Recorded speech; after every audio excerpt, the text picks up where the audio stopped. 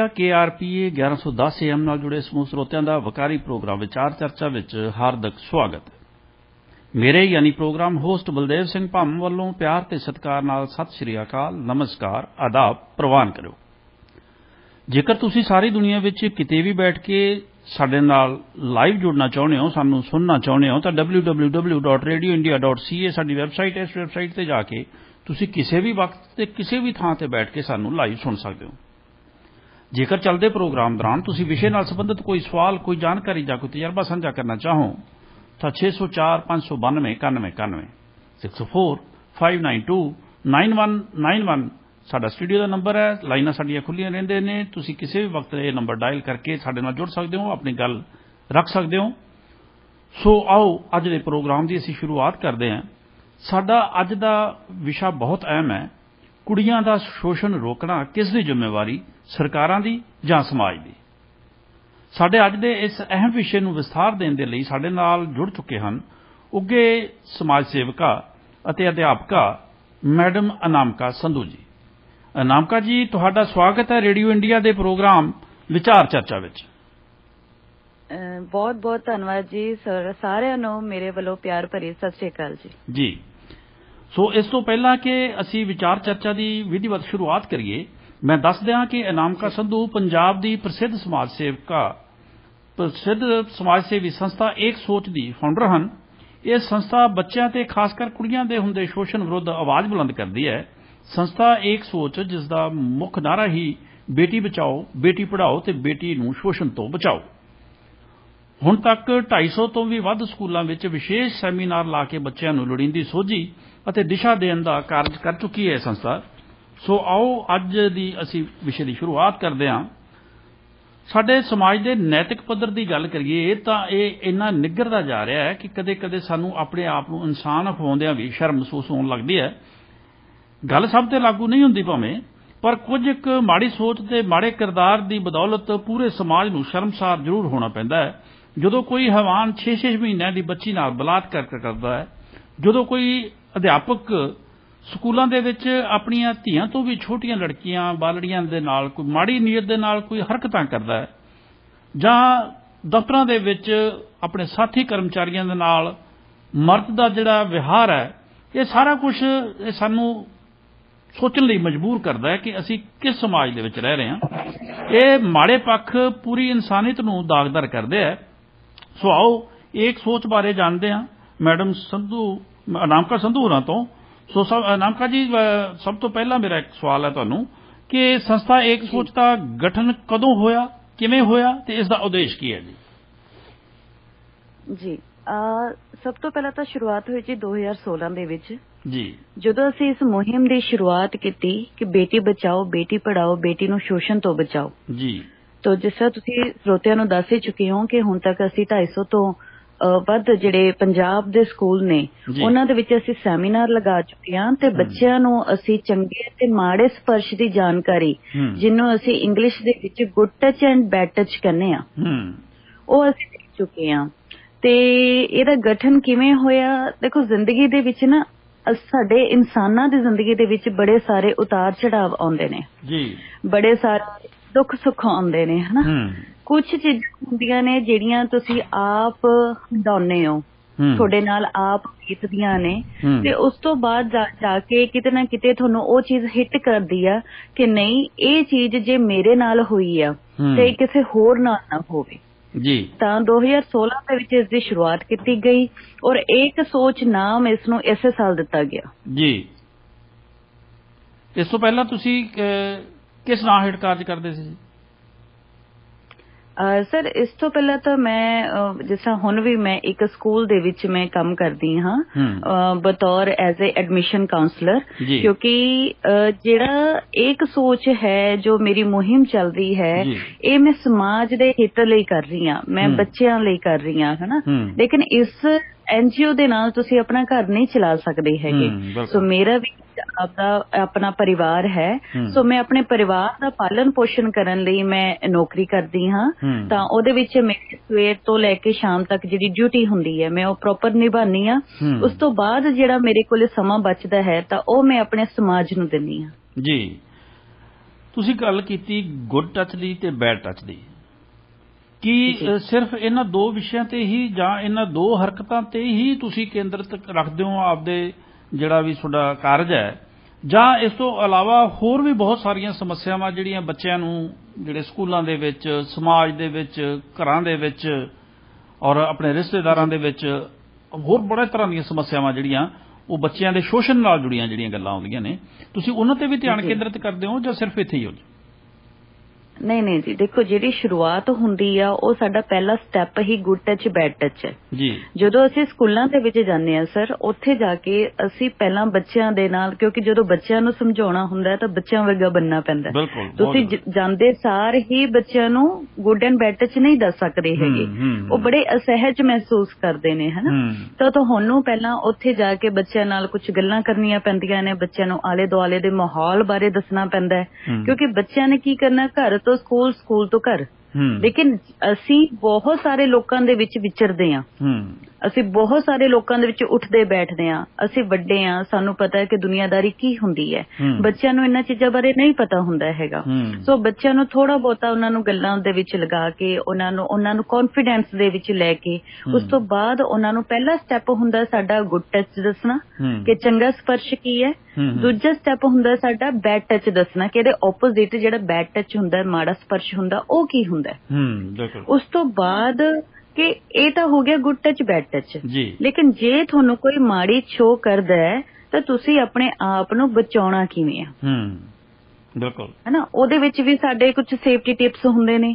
ਉਸ ਤੋਂ ਬਾਅਦ ਜਿਹੜੇ ਚਾਈਲਡ ਹੈਲਪਲਾਈਨ ਨੰਬਰ ਨੇ, ਠੀਕ ਹੈ, ਉਹਨਾਂ ਬਾਰੇ ਬੱਚਿਆਂ ਨੂੰ ਜਾਗਰੂਕ ਕਰਨਾ, ਕਿਉਂਕਿ ਜਿੰਨੇ ਵੀ ਮੈਂ ਸਕੂਲਾਂ ਦੇ ਵਿੱਚ ਗਈ ਆ, ਮੈਂ ਉੱਥੇ ਦੇਖਿਆ ਬਹੁਤ ਹੀ ਘੱਟ ਸਕੂਲ ਨੇ, ਗਿਣਵੇਂ ਚੁਣਵੇਂ, ਜਿਹਦੇ ਵਿੱਚ ਚਾਈਲਡ ਹੈਲਪਲਾਈਨ ਨੰਬਰ ਬਾਰੇ ਪਤਾ ਹੁੰਦਾ। ਅਦਰਵਾਈਜ਼ ਤਾਂ ਪਤਾ ਹੀ ਨਹੀਂ ਹੁੰਦਾ ਹੈਗਾ ਕਿਸੇ ਨੂੰ। ਤਾਂ ਉਹਨਾਂ ਨੂੰ ਉਹਦੇ ਬਾਰੇ ਸੁਚੇਤ ਕਰਨਾ, ਉਹਨਾਂ ਨੂੰ ਉਸ ਤੋਂ ਬਾਅਦ ਕੁੜੀਆਂ ਦੇ ਨਾਲ, ਕੁੜੀਆਂ ਨੂੰ ਆਤਮ ਵਿਸ਼ਵਾਸ ਦੇ ਵਿੱਚ ਲੈ ਕੇ, ਕੌਨਫੀਡੈਂਸ ਦੇ ਵਿੱਚ ਲੈ ਕੇ, ਉਹਨਾਂ ਨੂੰ ਇਹ ਯਕੀਨ ਦਿਵਾਉਣਾ ਕਿ ਤੁਸੀਂ ਬੇਚਾਰੀ ਨਹੀਂ ਹੈਗੇ ਜੀ, ਕੁੜੀਆਂ ਬਹੁਤ ਕੁਝ ਕਰ ਸਕਦੀਆਂ ਨੇ। ਔਰ ਕੁੜੀਆਂ ਦੇ ਸਰੀਰ ਦੇ ਬਦਲਾਵ ਦੇ ਬਾਰੇ ਉਹਨਾਂ ਦੇ ਨਾਲ ਗੱਲਾਂ ਕਰਨੀਆਂ ਜੀ। ਔਰ ਸਭ ਤੋਂ ਮੇਨ ਜਿਹੜੀ ਸਾਡੀ ਗੱਲ ਹੁੰਦੀ ਹੈ, ਜਿਸ ਤਰ੍ਹਾਂ 3 ਤੋਂ ਲੈ ਕੇ 13 ਸਾਲ ਦੇ ਬੱਚਿਆਂ ਤੱਕ ਅਸੀਂ ਚੰਗੇ ਅਤੇ ਮਾੜੇ ਸਪਰਸ਼ ਦੀ ਗੱਲ ਕਰਦੇ ਹਾਂ, good touch and bad touch.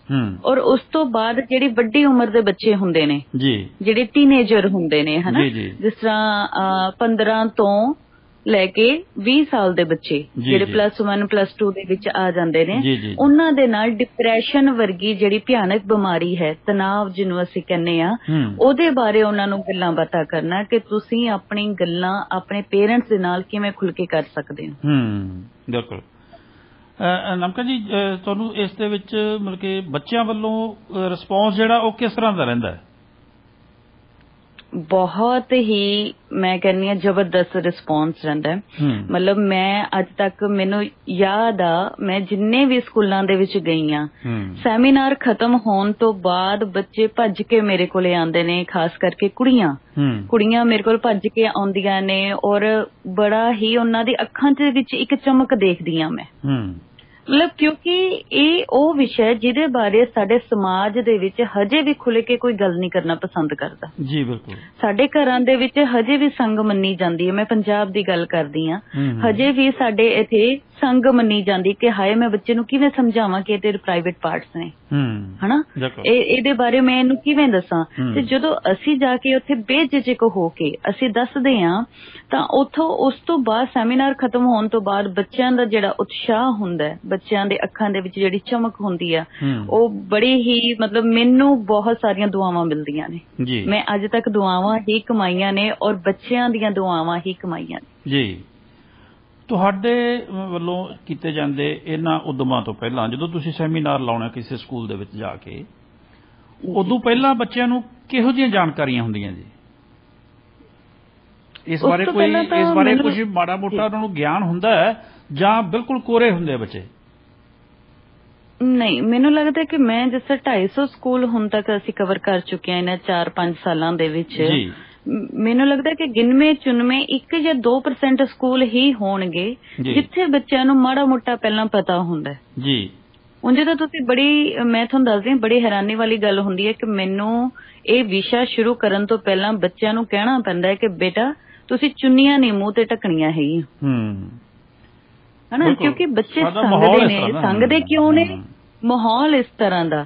ਅੱਛਾ, ਬੱਚੇ ਸੰਗਦੇ ਨੇ, ਸੰਗਦੇ ਕਿਉਂ ਨੇ? ਕਿਉਂਕਿ ਉਹਨਾਂ ਨਾਲ ਪਹਿਲਾਂ ਇਸ ਵਿਸ਼ੇ ਦੇ ਉੱਪਰ ਕਿਸੇ ਨੇ ਗੱਲ ਕੀਤੀ ਨਹੀਂ ਹੁੰਦੀ। ਗੱਲ ਕਰਦਾ ਕੋਈ ਨਹੀਂ, ਬਿਲਕੁਲ ਕਰਦਾ ਕੋਈ ਨਹੀਂ ਹੈਗਾ। ਤੁਸੀਂ ਇਹ ਦੇਖੋਗੇ ਸਾਡੇ ਸਾਇੰਸ ਦੇ ਸਿਲੇਬਸ ਦੇ ਵਿੱਚ ਜਦੋਂ ਬੱਚਾ 9ਵੀਂ 10ਵੀਂ ਦੇ ਵਿੱਚ ਹੁੰਦਾ, 8ਵੀਂ 9ਵੀਂ ਚ ਹੁੰਦਾ, ਤਾਂ ਉਹਦੇ ਕੋਲੇ ਇਹ ਇੱਕ ਟੌਪਿਕ ਹੈਗਾ ਜਿਹਦੇ ਵਿੱਚ ਬੋਡੀ ਦੇ ਵਿੱਚ ਜਿਹੜੇ ਚੇਂਜਸ ਨੇ, ਬਦਲਾਵ ਨੇ, ਉਹਦੇ ਬਾਰੇ ਗੱਲ ਕੀਤੀ ਗਈ ਹੈ। ਲੇਕਿਨ ਸਾਡੇ ਟੀਚਰ ਵੀ ਕਹਿ ਦਿੰਦੇ ਨੇ ਜੀ ਘਰੋਂ ਪੜ੍ਹ ਕੇ ਆਇਓ। ਉਹ ਟੀਚਰ ਵੀ ਨਹੀਂ ਪੜ੍ਹਾਉਂਦੇ ਹੈਗੇ, ਉਹ ਵੀ ਅਸਹਿਜ ਮਹਿਸੂਸ ਕਰਦੇ ਨੇ, ਹਨਾ। ਤਾਂ ਇੱਥੇ ਜਾ ਕੇ ਕਾਫੀ ਹੱਦ ਤੱਕ, ਔਰ ਮੇਰੀ ਕੋਸ਼ਿਸ਼ ਇਹ ਰਹਿੰਦੀ ਹੈ ਕਿ ਜਿੱਥੇ ਵੀ ਮੇਰਾ ਸੈਮੀਨਾਰ ਹੋਵੇ ਉੱਥੇ ਮੈਂ ਜਿਹੜੇ ਟੀਚਰਸ ਨੇ ਸਕੂਲ ਦੇ ਉਹਨਾਂ ਨੂੰ ਨਾਲ ਬਿਠਾਵਾਂ, ਸਕੂਲ ਦੀ ਮੈਨੇਜਮੈਂਟ ਪ੍ਰਿੰਸੀਪਲ ਨੂੰ ਮੈਂ ਨਾਲ ਬਿਠਾਵਾਂ, ਕਿਉਂਕਿ ਮੈਂ ਤਾਂ ਇੱਕ ਵਾਰੀ ਜਾਣਾ ਸੈਮੀਨਾਰ ਕਰਕੇ ਵਾਪਸ ਆ ਜਾਣਾ ਜੀ। ਸਾਡੀ ਟੀਮ ਨੇ ਇੱਕ ਵਾਰੀ ਜਾਣਾ ਹੈ, ਲੇਕਿਨ ਜਿਹੜੇ ਉੱਥੋਂ ਦੇ ਟੀਚਰਸ ਨੇ ਉਹਨਾਂ ਨੇ ਬੱਚਿਆਂ ਦੇ ਨਾਲ 5 ਤੋਂ 6 ਘੰਟੇ ਬਤੀਤ ਕਰਨੇ ਨੇ, ਹਨਾ। ਤੇ ਅਸੀਂ ਉਹਨਾਂ ਨੂੰ ਹਮੇਸ਼ਾ ਰਿਕੁਐਸਟ ਕਰਦੇ ਹਾਂ ਕਿ ਤੁਸੀਂ ਇਸ ਟੌਪਿਕ ਨੂੰ ਹਫ਼ਤਾਵਾਰੀ ਜਾਂ ਮਹੀਨੇ ਦੇ ਵਿੱਚ ਇੱਕ ਵਾਰੀ ਤੁਸੀਂ ਇਹ ਰਿਪੀਟ ਜ਼ਰੂਰ ਕਰੋ। ਹੁਣ ਮੈਨੂੰ ਨਹੀਂ ਪਤਾ ਕਿ ਉਹ ਕਰਦੇ ਨੇ ਜਾਂ ਨਹੀਂ ਕਰਦੇ ਹੈਗੇ, ਬਟ ਕਰਨਾ ਬਹੁਤ ਜ਼ਰੂਰੀ ਹੈ, ਰਿਪੀਟ ਕਰਨਾ ਬਹੁਤ ਜ਼ਰੂਰੀ ਹੈ, ਕਿਉਂਕਿ ਬੱਚੇ ਨੇ, ਛੋਟੇ ਨੇ, ਭੁੱਲ ਜਾਂਦੇ ਨੇ ਜੀ। ਬਿਲਕੁਲ। ਅਨਾਮਿਕਾ ਜੀ, ਗੱਲ ਚੱਲ ਰਹੀ ਸੀ ਕਿ ਤੁਸੀਂ ਦੱਸਿਆ ਕਿ ਬੱਚਿਆਂ ਨੂੰ ਇਸ ਤੋਂ ਪਹਿਲਾਂ ਕੋਈ ਜਾਣਕਾਰੀ ਨਹੀਂ ਹੁੰਦੀ। ਜਦੋਂ ਤੁਸੀਂ ਜਾਂਦੇ ਹੋ ਉਸ ਤੋਂ ਪਹਿਲਾਂ ਜਾਣਕਾਰੀ ਹੁੰਦੀ ਨਹੀਂ, ਜਾਂ ਉਹ ਤੁਹਾਡੇ ਨਾਲ ਸਾਂਝੀ ਨਹੀਂ ਕਰਨੀ ਚਾਹੁੰਦੇ। ਚਲੋ, ਇਹ ਤਾਂ ਇੱਕ ਵੱਖਰਾ ਵਿਸ਼ਾ ਹੈ, ਪਰ ਤੁਹਾਨੂੰ ਨਹੀਂ ਲੱਗਦਾ ਵੀ ਇਸ ਤੋਂ ਪਹਿਲਾਂ ਕਿ ਤੁਸੀਂ ਜਾ ਕੇ ਸਕੂਲਾਂ ਦੇ ਵਿੱਚ ਇਹ ਗੱਲਾਂ ਦੱਸੋ, ਬੱਚਿਆਂ ਨੂੰ ਸਮਝਾਓ, ਜਿਹੜੀਆਂ ਉਹਨਾਂ ਦੀ ਸੁਰੱਖਿਆ ਵਾਸਤੇ ਬਹੁਤ ਹੀ ਜ਼ਰੂਰੀ ਹੈ, ਤੇ ਮਾਂ ਪਿਓ ਦਾ ਫਰਜ਼ ਨਹੀਂ ਬਣਦਾ ਜੀ ਵੀ ਮਾਂ ਜਿਹੜੀ ਹੈ ਘੱਟੋ ਘੱਟ ਮਾਂ ਤਾਂ ਜ਼ਰੂਰ ਇੱਕ ਧੀ ਨੂੰ ਆਪਦੀ ਨੂੰ ਸਮਝਾ ਸਕਦੀ ਹੈ। ਜੇ ਬਾਪ ਤੋਂ ਦੇ ਵਿੱਚ ਪੜਦਾ ਹੈ ਤੇ ਉਹ ਮਾਂ ਤੇ ਤਾਂ ਕੋਈ ਪੜਦਾ ਨਹੀਂ ਹੈ। ਮਾਂ ਜਿਹੜੀ ਹੈ ਉਹ ਬੱਚੇ ਨੂੰ ਬਹੁਤ ਚੰਗੀ ਤਰ੍ਹਾਂ ਇਹਨਾਂ ਗੱਲਾਂ ਬਾਰੇ ਸਮਝਾ ਸਕਦੀ ਹੈ।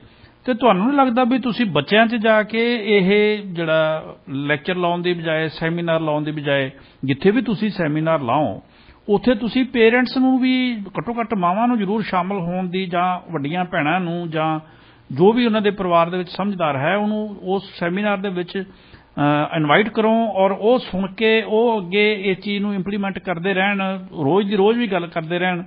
ਦੇਖੋ, ਜਿੱਥੋਂ ਤੱਕ ਤੁਸੀਂ ਗੱਲ ਕੀਤੀ ਕਿ ਅਸੀਂ ਇਹ ਨਹੀਂ ਪਤਾ ਵੀ ਉਹ ਜਿਹੜੇ ਸਾਡੇ ਪ੍ਰੋਗਰਾਮਾਂ ਨੂੰ, ਸਾਡੀ ਜਿਹੜੀ ਜਾਣਕਾਰੀ ਨੂੰ ਉਹਦੇ ਜਿਹੜੇ ਅਧਿਆਪਕ ਹੈ ਉਹ ਰਿਪੀਟ ਕਰਦੇ ਹੈ ਕਿ ਨਹੀਂ ਕਰਦੇ।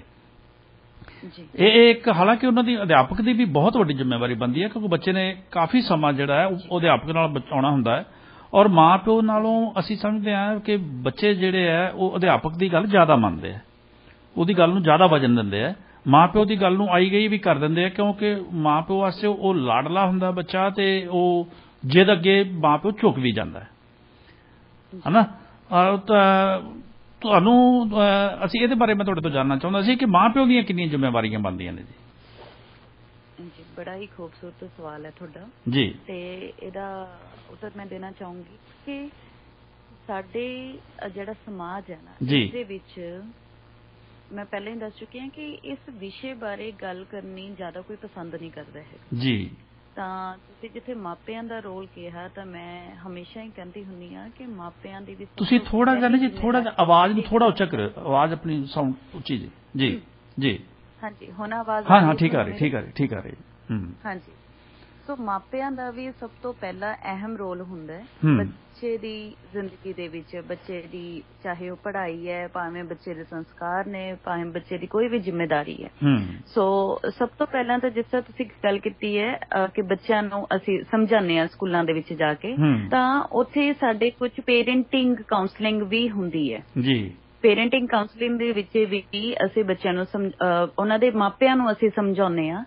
ਸਭ ਤੋਂ ਪਹਿਲਾਂ ਤੁਹਾਨੂੰ ਦੱਸਣਾ ਚਾਹੁੰਦੀ ਹਾਂ ਕਿ ਮੈਂ ਸਕੂਲਾਂ ਦੇ ਵਿੱਚ ਜਾ ਕੇ ਬੱਚਿਆਂ ਨੂੰ ਸਮਝਾਉਣਾ ਕਿਉਂ ਸ਼ੁਰੂ ਕੀਤਾ। ਕਿਉਂਕਿ ਜਦੋਂ ਅਸੀਂ ਸਕੂਲਾਂ ਦੇ ਵਿੱਚ ਜਾਂਦੇ ਹਾਂ ਤਾਂ ਸਾਨੂੰ ਗਿਣਤੀ ਦੇ ਵਿੱਚ, ਮਤਲਬ ਇਕੱਠੀ ਗਿਣਤੀ ਦੇ ਵਿੱਚ ਸਾਨੂੰ ਬੱਚੇ ਮਿਲ ਜਾਂਦੇ ਨੇ। ਸੋ ਸਾਡਾ ਜਿਹੜਾ ਪਹਿਲਾ ਸਟੈਪ ਸੀ ਕਿ ਅਸੀਂ ਬੱਚਿਆਂ ਨੂੰ ਸਮਝਾਈਏ ਕਿ ਗੁੱਡ ਐਂਡ ਬੈਡ ਟੱਚ ਕੀ ਹੁੰਦਾ। ਜੀ ਬਿਲਕੁਲ ਜੀ। ਔਰ ਉਸ ਤੋਂ ਬਾਅਦ ਸਾਡੇ ਬੜੇ ਸਾਰੇ ਆਨਲਾਈਨ ਸੈਸ਼ਨ ਵੀ ਹੁੰਦੇ ਨੇ ਜਿਹਦੇ ਵਿੱਚ ਅਸੀਂ ਮਾਪਿਆਂ ਨੂੰ ਆਪਣੇ ਨਾਲ ਜੋੜਦੇ ਹਾਂ, ਕਿਉਂਕਿ ਬੜੇ ਸਾਰੇ ਮਾਪੇ ਸਾਡੇ ਨਾਲ ਸਵਾਲ ਜਵਾਬ ਕਰਦੇ ਨੇ, ਜਿਸ ਤਰ੍ਹਾਂ ਸੋਸ਼ਲ ਮੀਡੀਆ ਹੈਗਾ, ਇੰਸਟਾਗ੍ਰਾਮ ਹੈਗਾ, ਫੇਸਬੁੱਕ ਹੈਗਾ, ਤਾਂ ਉਹਦੇ ਉੱਪਰ ਮੈਨੂੰ ਅਕਸਰ ਹੀ ਮਾਵਾਂ ਦੇ ਸਵਾਲ ਆਉਂਦੇ ਰਹਿੰਦੇ ਨੇ ਕਿ ਜਿਸ ਤਰ੍ਹਾਂ ਮੇਰਾ ਬੱਚਾ 10 ਸਾਲ ਦਾ ਹੋ ਗਿਆ ਤੇ ਇਹਨੂੰ ਕੀ ਮੈਂ ਗੁੱਡ ਐਂਡ ਬੈਡ ਟੱਚ ਬਾਰੇ ਦੱਸ ਸਕਦੀ ਹਾਂ, ਜਾਂ ਮੇਰੀ ਬੱਚੀ ਹੁਣ 6 ਸਾਲ ਦੀ ਹੈ ਜਾਂ 3 ਸਾਲ ਦੀ ਹੈ, ਤਾਂ ਉੱਥੇ ਫਿਰ ਮੈਂ ਉਹਨਾਂ ਨੂੰ ਦੱਸਦੀ ਹਾਂ ਕਿ ਇਸ ਤਰ੍ਹਾਂ ਤੁਸੀਂ ਦੱਸ ਸਕਦੇ ਹੋ। ਫਿਰ ਉਹ ਮੈਨੂੰ ਵੀਡੀਓ ਦਾ ਲਿੰਕ ਮੰਗਦੇ ਨੇ, ਫਿਰ ਮੈਂ ਉਹਨਾਂ ਨੂੰ ਵੀਡੀਓ ਦਾ ਲਿੰਕ ਭੇਜਦੀ ਹਾਂ ਕਿ ਇਹ ਮੇਰੀ ਵੀਡੀਓ ਹੈ, ਇਹ ਤੁਸੀਂ ਦੇਖ ਸਕਦੇ ਹੋ ਤੇ ਉਸ ਤੋਂ ਬਾਅਦ ਤੁਸੀਂ ਆਪਣੇ ਬੱਚੇ ਨੂੰ ਸਮਝਾ ਸਕਦੇ ਹੋ।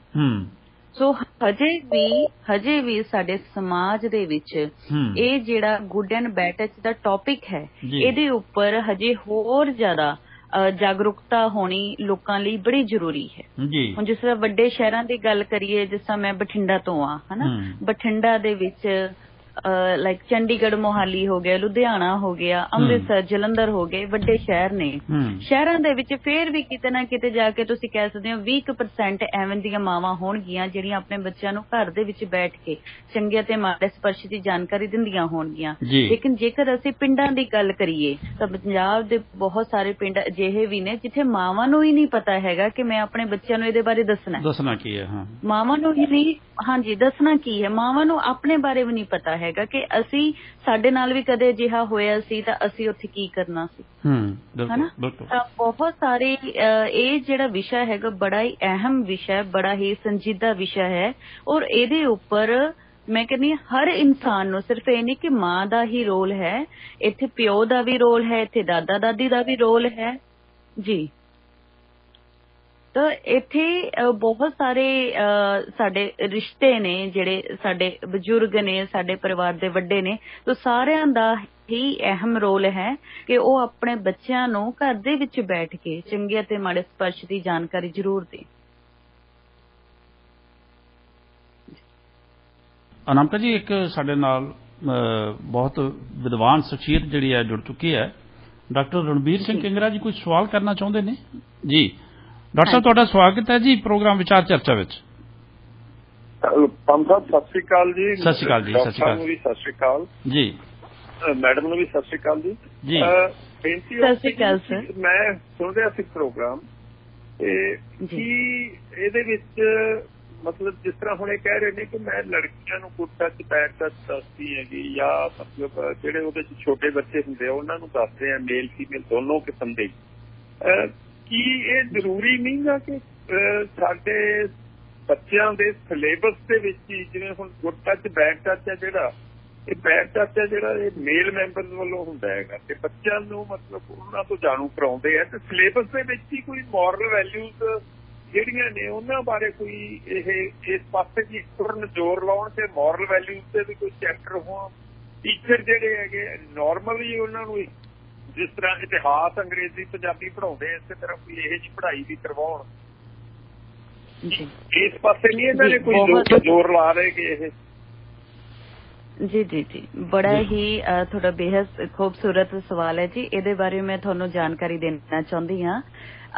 25 ਜੁਲਾਈ ਇਸੇ ਸਾਲ 25 ਜੁਲਾਈ ਨੂੰ ਸਾਡੀ NGO ਦੇ ਵੱਲੋਂ ਅਸੀਂ ਸਾਡੇ ਜਿਹੜੇ ਸਿੱਖਿਆ ਮੰਤਰੀ ਨੇ ਪੰਜਾਬ ਦੇ ਸਰਦਾਰ ਹਰਜੋਤ ਸਿੰਘ ਬੈਂਸ, ਅਸੀਂ ਉਹਨਾਂ ਨੂੰ ਆਪਣੀ NGO ਵੱਲੋਂ ਇੱਕ ਮੰਗ ਪੱਤਰ ਦਿੱਤਾ ਜੀ, ਜਿਹਦੇ ਵਿੱਚ ਅਸੀਂ ਇਸ ਵਿਸ਼ੇ ਬਾਰੇ ਖਾਸ ਕਰਕੇ ਲਿਖਿਆ ਗਿਆ ਕਿ ਜਿਸ ਤਰ੍ਹਾਂ ਪੰਜਾਬ ਦੇ ਵਿੱਚ ਪੰਜਾਬੀ ਲਾਜ਼ਮੀ ਹੈ, ਉਸੇ ਤਰ੍ਹਾਂ ਪੰਜਾਬ ਦੇ ਜਿਹੜੇ ਸਕੂਲ ਸਿਲੇਬਸ ਹੈ, ਬੱਚਿਆਂ ਦਾ ਸਿਲੇਬਸ ਹੈ, ਉਹਦੇ ਵਿੱਚ ਚੰਗੇ ਅਤੇ ਮਾੜੇ ਸਪਰਸ਼ ਦਾ ਜਿਹੜਾ ਵਿਸ਼ਾ ਹੈ ਉਸ ਨੂੰ ਲਾਜ਼ਮੀ ਕੀਤਾ ਜਾਵੇ, ਤਾਂ ਕਿ ਜਿਹੜਾ ਬੱਚਿਆਂ ਦੇ ਨਾਲ ਸ਼ੋਸ਼ਣ ਹੋ ਰਿਹਾ ਉਹ ਕਿਤੇ ਨਾ ਕਿਤੇ ਜਾ ਕੇ ਰੁਕੇ। ਤਾਂ ਉਸ ਤੋਂ ਮੰਗ ਪੱਤਰ ਤੋਂ ਬਾਅਦ 8 ਦਸੰਬਰ ਨੂੰ ਪੰਜਾਬ ਦੇ ਸਾਰੇ ਸਰਕਾਰੀ ਸਕੂਲਾਂ ਦੇ ਵਿੱਚ ਇੱਕ ਮਾਵਾਂ ਨੂੰ ਬੁਲਾਇਆ ਗਿਆ, ਇੱਕ ਮੀਟਿੰਗ ਰੱਖੀ ਗਈ, ਜਿਹਦੇ ਵਿੱਚ ਚੰਗੇ ਅਤੇ ਮਾੜੇ ਸਪਰਸ਼ ਦੀ ਜਾਣਕਾਰੀ ਔਰ ਨਾਲ ਹੀ ਕਾਨੂੰਨੀ ਸਹਾਇਤਾ ਨਾਲ ਅਸੀਂ ਕਿਵੇਂ ਜੁੜ ਸਕਦੇ ਹਾਂ ਇਹਦੇ ਬਾਰੇ ਇੱਕ ਵਰਕਸ਼ਾਪ ਲਗਾਈ ਗਈ ਜੀ।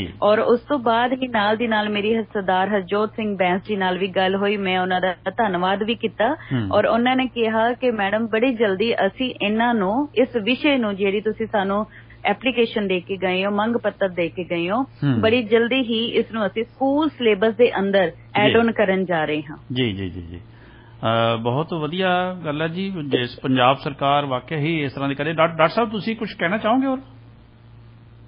ਹੋਰ ਮੈਂ ਇਹਨਾਂ ਨੂੰ ਇਹੀ ਬੇਨਤੀ ਕਰਦਾ ਸੀਗਾ ਵੀ ਦੇਖੋ ਇਹ ਨਾ ਕੱਲਾ ਇਸ ਪੱਧਰ ਤੇ ਹੀ ਕਰਨ ਵਾਲਾ ਕੰਮ ਸੀਗਾ। ਇਹਨਾਂ ਨੂੰ ਚਾਹੀਦਾ ਹੈਗਾ ਕਿ ਇਹ ਟੀਚਰਸ ਜਿਹੜੇ ਨੇ ਉਹਨਾਂ ਦੀ ਇੱਕ ਟੀਮ ਤਿਆਰ ਕਰਨ। ਦੇਖੋ ਕਿੰਨੀ ਸ਼ਰਮ ਵਾਲੀ ਗੱਲ ਹੈ ਕਿ ਅਸੀਂ ਕਹਿੰਦੇ ਹਾਂ ਕਿ ਸਾਡੇ ਪੰਜਾਬ ਹੈ ਜਿਹੜਾ ਗੁਰੂਆਂ ਪੀਰਾਂ ਦੀ ਧਰਤੀ ਹੈ, ਸਾਨੂੰ ਅੱਜ ਮਤਲਬ ਇਹਨਾਂ ਗੱਲਾਂ ਬਾਰੇ ਸਾਨੂੰ ਕਹਿਣਾ ਪੈ ਰਿਹਾ ਹੈਗਾ ਮੰਤਰੀਆਂ ਸੰਤਰੀਆਂ ਨੂੰ ਕਿ ਜੀ ਤੁਸੀਂ ਇਸ ਕਿਸਮ ਦਾ ਸਿਲੇਬਸ ਬਣਾਓ ਜਾਂ ਇਹੋ ਜਿਹਾ ਕੁਝ ਕਰੋ। ਇਹ ਆਮ ਪਬਲਿਕ ਅਵੇਅਰਨੈਸ ਜਿਹੜੀ ਹੈ ਨਾ, ਉਹ ਜਿਵੇਂ EVS ਦਾ ਸਬਜੈਕਟ ਹੈਗਾ, ਇਸੇ ਤਰ੍ਹਾਂ ਇਹਨਾਂ ਨੂੰ ਚਾਹੀਦਾ ਇਹ ਹੈਗਾ ਕਿ ਹਰ ਹਫ਼ਤੇ ਇੱਕ ਦਿਨ ਹੈ ਜਿਹੜਾ ਸਾਰਾ ਦਿਨ ਇਸ ਗੱਲ ਦੇ ਉੱਤੇ ਲੱਗਣਾ ਚਾਹੀਦਾ ਹੈ ਹਰੇਕ ਸਕੂਲ ਦੇ ਵਿੱਚ, ਬਜਾਏ ਇਸ ਦੇ ਕਿ ਅਸੀਂ ਹੋਰ ਪੜ੍ਹਾਈਆਂ ਤੇ ਜ਼ੋਰ ਲਾਈਏ। ਜਿਵੇਂ ਨਸ਼ਿਆਂ ਦੀ ਅਲਾਮਤ ਹੈ ਇਸ ਕਿਸਮ ਦੇ ਕ੍ਰਾਈਮ ਹੈ ਜਿਹੜੇ ਵੈਪਨਸ ਦੇ ਕ੍ਰਾਈਮ ਹੈ ਕਿ ਅਸੀਂ ਕਹਿੰਦੇ ਹਥਿਆਰਾਂ ਦਾ ਇਹ ਹੋ ਰਿਹਾ ਜੀ, ਅਸੀਂ ਕਾਨੂੰਨ ਬਣਾ ਰਹੇ ਕਿ ਸਜ਼ਾ ਦੇਣੀ ਹੈ। ਸਜ਼ਾ ਦੇਣ ਦੀ ਭਾਵੇਂ ਲੋੜ ਹੋਣੀ ਨਹੀਂ ਚਾਹੀਦੀ ਗੀ, ਨੌਬਤ ਹੀ ਨਹੀਂ ਆਉਣੀ ਚਾਹੀਦੀ। ਹਾਂ ਬਿਲਕੁਲ, ਅਸੀਂ ਸਮਾਜ ਨੂੰ ਇੰਨਾ ਕੱਦਾਵਾਰ ਬਣਾ ਲਈਏ ਵੀ ਕਦੇ ਲੋੜ ਹੀ ਨਾ ਪਵੇ। ਹਾਂ ਬਿਲਕੁਲ ਬਿਲਕੁਲ, ਜਦੋਂ ਅਸੀਂ ਕਹਿੰਦੇ ਗੁਰੂਆਂ ਪੀਰਾਂ ਦੀ ਧਰਤੀ ਹੈ ਤੇ ਫਿਰ ਗੁਰੂ ਪੀਰ ਜਿਹੜੇ ਉਹ ਸਾਨੂੰ ਨਸ਼ੇ ਕਰਨ ਤੋਂ ਵੀ ਉਹਨਾਂ ਨੇ ਨਹੀਂ ਸਿਖਾਇਆ ਤੇ ਉਹਨਾਂ ਨੇ ਹਥਿਆਰ ਵਰਤਣੇ ਵੀ ਸਾਨੂੰ ਇਸ ਕਿਸਮ ਦੇ ਨਹੀਂ ਸਿਖਾਏ। ਗੁੱਡ ਟੱਚ ਬੈਡ ਟੱਚ ਆ ਜਿਹੜੇ ਇਹ ਵੀ ਨਹੀਂ, ਉਹਨਾਂ ਨੇ ਇਹੋ ਜਿਹੇ ਕੰਮ ਨਹੀਂ ਕੀਤੇ ਕਿ ਉਹ ਤਾਂ ਇਹਨਾਂ ਤੋਂ ਬਹੁਤ ਨਿਰਲੇਪ ਸੀਗੇ।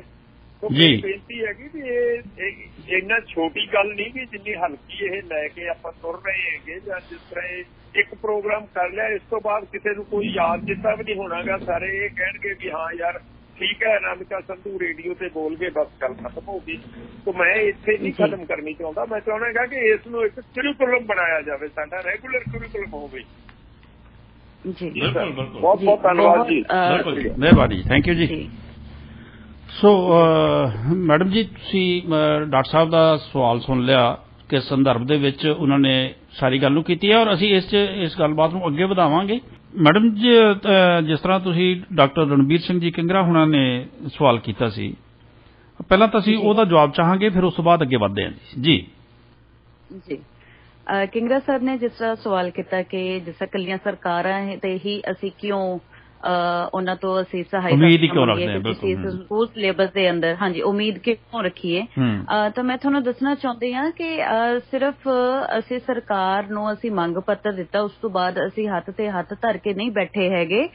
ਜਿਸ ਤਰ੍ਹਾਂ ਮੈਂ ਤੁਹਾਨੂੰ ਦੱਸਦੀ ਹਾਂ ਕਿ ਜਿਸ ਦਿਨ ਅਸੀਂ ਮੰਗ ਪੱਤਰ ਦੇਣ ਗਏ, ਉਸ ਦਿਨ ਸ਼ਾਮ ਨੂੰ ਜਦੋਂ ਮੈਂ ਪੋਸਟ ਪਾਈ ਤਾਂ ਮੈਨੂੰ ਬੜੇ ਸਾਰੇ ਸਵਾਲ ਆਏ, ਬੜੇ ਸਾਰੇ ਮੈਨੂੰ ਵਧਾਈਆਂ ਵੀ ਆਈਆਂ ਕਿ ਹੁਣ ਤਾਂ ਜੀ ਸਰਕਾਰ ਨੇ ਕਰ ਦੇਣਾ ਤੁਹਾਡਾ ਕੰਮ, ਤਾਂ ਹੁਣ ਚਲੋ ਖਤਮ ਹੋ ਗਿਆ ਹਨਾ, ਮਤਲਬ ਤੁਹਾਡਾ ਇੱਕ ਸੁਪਨਾ ਸੀ ਉਹ ਪੂਰਾ ਹੋ ਗਿਆ। ਮੈਂ ਕਿਹਾ ਨਹੀਂ, ਇੱਥੇ ਹਜੇ ਮੇਰਾ ਸੁਪਨਾ ਪੂਰਾ ਨਹੀਂ ਹੋਇਆ, ਹਜੇ ਅਸੀਂ ਮੰਗ ਪੱਤਰ ਦਿੱਤਾ, ਪਰ ਸਰਕਾਰ ਇਸ ਨੂੰ ਕਦੋਂ ਲਾਗੂ ਕਰਦੀ ਹੈ ਇਹ ਹਜੇ ਸਾਨੂੰ ਕੁਛ ਨਹੀਂ ਪਤਾ ਹੈਗਾ। ਅੱਛਾ, ਦੂਜੀ ਗੱਲ ਕਿ ਅਸੀਂ ਸਰਕਾਰ ਤੋਂ ਉਮੀਦ ਰੱਖੀ, ਪਰ ਕੀ ਅਸੀਂ ਆਪਣਾ ਜਿਹੜਾ ਲਗਾਤਾਰ ਅਸੀਂ ਆਪਣੀ ਇੱਕ ਮੁਹਿੰਮ ਲੈ ਕੇ ਚੱਲੇ ਹੋਏ ਹਾਂ ਕਿ ਅਸੀਂ ਉਹਨੂੰ ਬੰਦ ਕਰ ਦਾਂਗੇ? ਬਿਲਕੁਲ ਵੀ ਨਹੀਂ। ਤਾਂ ਹੁਣ ਜਿਸ ਤਰ੍ਹਾਂ ਸਾਡੀਆਂ ਦਸੰਬਰ ਦੀਆਂ ਛੁੱਟੀਆਂ ਨੇ, ਤਾਂ ਦਸੰਬਰ ਦੀ ਛੁੱਟੀਆਂ ਦੇ ਵਿੱਚ ਵੀ ਸਾਡੀ NGO ਕੋਸ਼ਿਸ਼ ਕਰ ਰਹੀ ਹੈ ਕਿ ਜਿਹੜੀ ਟੀਚਰਸ ਦੀ ਮੀਟਿੰਗ ਹੈ, ਜਿਸ ਤਰ੍ਹਾਂ ਕਿੰਗਰਾ ਸਰ ਨੇ ਕਿਹਾ ਕਿ ਟੀਚਰਸ ਦੀ ਇੱਕ ਮੀਟਿੰਗ ਬੁਲਾਉਣੀ ਚਾਹੀਦੀ ਹੈ, ਤਾਂ ਇਸੇ ਤਰ੍ਹਾਂ ਸਾਡੀ ਵੀ ਹਰ ਇੱਕ ਕਦਮ ਤੇ ਨਵਾਂ ਤੋਂ ਨਵਾਂ ਪ੍ਰੋਜੈਕਟ ਸਾਡਾ ਰੈਡੀ ਹੁੰਦਾ। ਅਸੀਂ ਹਰ ਨਵੇਂ ਕਦਮ ਤੇ ਅਸੀਂ ਜਿਸ ਤਰ੍ਹਾਂ ਬੱਚਿਆਂ ਨਾਲ ਗੱਲ ਕਰਦੇ ਹਾਂ, ਅਸੀਂ ਮਾਪਿਆਂ ਨਾਲ ਗੱਲ ਕਰਦੇ ਹਾਂ, ਤਾਂ ਅਸੀਂ ਟੀਚਰਸ ਦੀ ਵੀ ਮੀਟਿੰਗ ਅਸੀਂ ਬੁਲਾਉਂਦੇ ਹਾਂ। ਤਾਂ ਹੁਣ ਅਸੀਂ ਦਸੰਬਰ ਦੀ ਛੁੱਟੀਆਂ ਦੇ ਵਿੱਚ ਜਾਂ ਫਿਰ ਜਨਵਰੀ ਦੇ ਪਹਿਲੇ ਹਫ਼ਤੇ ਅਸੀਂ ਇੱਕ ਟੀਚਰਸ ਦੀ ਮੀਟਿੰਗ ਕਰਨ ਜਾ ਰਹੇ ਹਾਂ, ਜਿਸ ਦੇ ਵਿੱਚ ਮੀਟਿੰਗ ਦੇ ਵਿੱਚ ਵੱਖ-ਵੱਖ ਸਕੂਲਾਂ ਤੋਂ ਤਕਰੀਬਨ 50 ਤੋਂ 100 ਤਰ੍ਹਾਂ ਦੇ ਜਿਹੜੇ ਟੀਚਰਸ ਨੇ ਸਾਡੇ ਨਾਲ ਜੁੜੇ ਹੋਣਗੇ, ਤਾਂ ਕਿ ਉਹ ਅਲੱਗ-ਅਲੱਗ ਜਿਹੜੇ ਵੀ ਸਕੂਲ ਦੇ ਵਿੱਚ ਹੋਣਗੇ ਉਸ ਤੋਂ ਬਾਅਦ ਆਪਣੇ ਸਕੂਲਾਂ ਦੇ ਵਿੱਚ ਇਸ ਚੰਗੇ ਅਤੇ ਮਾੜੇ ਜਿਹੜਾ ਵਿਸ਼ਾ ਹੈਗਾ ਇਸ ਨੂੰ ਆਪਣੇ ਲਾਗੂ ਕਰ ਸਕਣ। ਔਰ ਅਸੀਂ ਸਿਰਫ ਇਹ ਨਹੀਂ ਹੈ ਕਿ ਅਸੀਂ ਸਰਕਾਰ ਨੂੰ ਅਸੀਂ ਮੰਗ ਪੱਤਰ ਦੇਤਾ, ਉਸ ਤੋਂ ਬਾਅਦ ਅਸੀਂ ਚੁੱਪ ਬੈਠੇ ਹਾਂ। ਉਸ ਤੋਂ ਬਾਅਦ ਸਾਡੇ ਬੜੇ ਸਾਰੇ ਨਵੇਂ ਪ੍ਰੋਜੈਕਟ ਨੇ, ਔਰ ਮੈਂ ਤੁਹਾਨੂੰ ਇੱਥੇ ਦੱਸਣਾ ਚਾਹੁੰਦੀ ਹਾਂ ਕਿ ਬੜੇ ਮਾਣ ਵਾਲੀ ਗੱਲ ਹੈ ਕਿ ਸਾਡੀ ਜਿਹੜੀ NGO ਹੈ ਸਿਰਫ ਪੰਜਾਬ ਦੇ ਵਿੱਚ ਹੀ ਨਹੀਂ, ਪੰਜਾਬ ਤੋਂ ਇਲਾਵਾ MP UP ਦੇ ਵਿੱਚ ਵੀ ਸਾਡੀ NGO ਕੰਮ ਕਰ ਰਹੀ ਹੈ ਜੀ। ਸਾਡੀ ਦਿੱਲੀ ਦੇ ਵਿੱਚ ਵੀ ਟੀਮ ਰੈਡੀ ਹੋ ਚੁੱਕੀ ਹੈ, ਸਾਡੀ MP ਦੇ ਵਿੱਚ ਮਥੁਰਾ ਦੇ ਵਿੱਚ ਵੀ ਸਾਡੇ ਸੈਮੀਨਾਰ ਆਲਰੇਡੀ ਚੱਲ ਰਹੇ ਨੇ ਜੀ ਜੀ ਜੀ ਜੀ। ਔਰ ਮੈਂ ਤੁਹਾਨੂੰ ਨਿਰਉਤਸ਼ਾਹਿਤ ਨਹੀਂ ਕਰ ਰਿਹਾ ਅਨਾਮਿਕਾ ਜੀ, ਪਰ ਜਿਹੜੀਆਂ ਸਰਕਾਰਾਂ ਤੋਂ ਬਹੁਤੀ ਉਮੀਦ ਨਾ ਰੱਖ ਕੇ ਚੱਲਿਓ ਜੇ, ਕਿਉਂਕਿ ਇਹ ਹੋ ਸਕਦਾ ਹੈ ਹਰਜੋਤ ਸਿੰਘ ਬੈਂਸ ਨੂੰ ਇਹ ਗੱਲ ਭੁੱਲ ਵੀ ਗਈ ਹੋਵੇ ਜਾਂ ਹੋਰ 4 ਦਿਨਾਂ ਨੂੰ ਭੁੱਲ ਵੀ ਜਾਵੇ, ਕਿਉਂਕਿ ਬੜੇ ਅਜਿਹੇ ਮਸਲੇ ਹੈ ਜਦੋਂ ਕਿ ਬਿਲਕੁਲ, ਕਿਉਂਕਿ ਇਹ ਸਮਾਂ ਅਸੀਂ ਉਹਨਾਂ ਨੂੰ ਭੁੱਲਣ ਨਹੀਂ ਦਿੰਦੇ। ਅਸੀਂ ਬਾਰ-ਬਾਰ ਉਹਨਾਂ ਦੇ ਫੋਨ ਤੇ ਘੰਟੀ ਵਜਾਉਂਦੇ ਰਹਿੰਦੇ ਆ, ਅਸੀਂ ਬਾਰ-ਬਾਰ ਉਹਨਾਂ ਨੂੰ ਯਾਦ ਕਰਾਉਂਦੇ ਰਹਿੰਦੇ ਆ ਕਿ ਅਸੀਂ ਹੈਗੇ ਆ, ਔਰ ਅਸੀਂ ਜਿਹੜਾ ਕੰਮ ਤੁਸੀਂ ਕਰਨਾ, ਅਸੀਂ ਜਦੋਂ ਗਏ ਸੀ ਨਾ ਸਰ, ਅਸੀਂ ਉੱਥੇ ਉਹਨਾਂ ਨੂੰ ਇਹੀ ਗੱਲ ਕਹੀ ਕਿ ਅਸੀਂ ਜਿਹੜਾ ਕੰਮ ਤੁਸੀਂ ਕਰਨਾ ਨਾ, ਅਸੀਂ ਉਹ ਕਰ ਰਹੇ ਆ। ਅਸੀਂ ਆਪਣੀ ਨੌਕਰੀਆਂ ਛੱਡ ਕੇ, ਅਸੀਂ ਆਪਣੇ ਬੱਚਾ ਪਰਿਵਾਰ ਛੱਡ ਕੇ, ਅਸੀਂ ਸਮਾਜ ਦੇ ਹਿੱਤ ਲਈ ਉਹ ਕੰਮ ਕਰ ਰਹੇ ਜਿਹੜਾ ਤੁਹਾਨੂੰ ਕਰਨਾ ਚਾਹੀਦਾ ਹੈ, ਪਰ ਫਿਰ ਵੀ ਅਸੀਂ ਤੁਹਾਡੇ ਤੋਂ ਇਹ ਮੰਗ ਪੱਤਰ ਤੁਹਾਨੂੰ ਦੇਣ ਆਏ ਆ। ਬਿਲਕੁਲ ਬਿਲਕੁਲ, ਹਾਲਾਂਕਿ ਇਹ ਜ਼ਿੰਮੇਵਾਰੀ ਉਹਨਾਂ ਦੀ ਹੈ ਸਿਲੇਬਸ ਬਣਾਉਣੇ।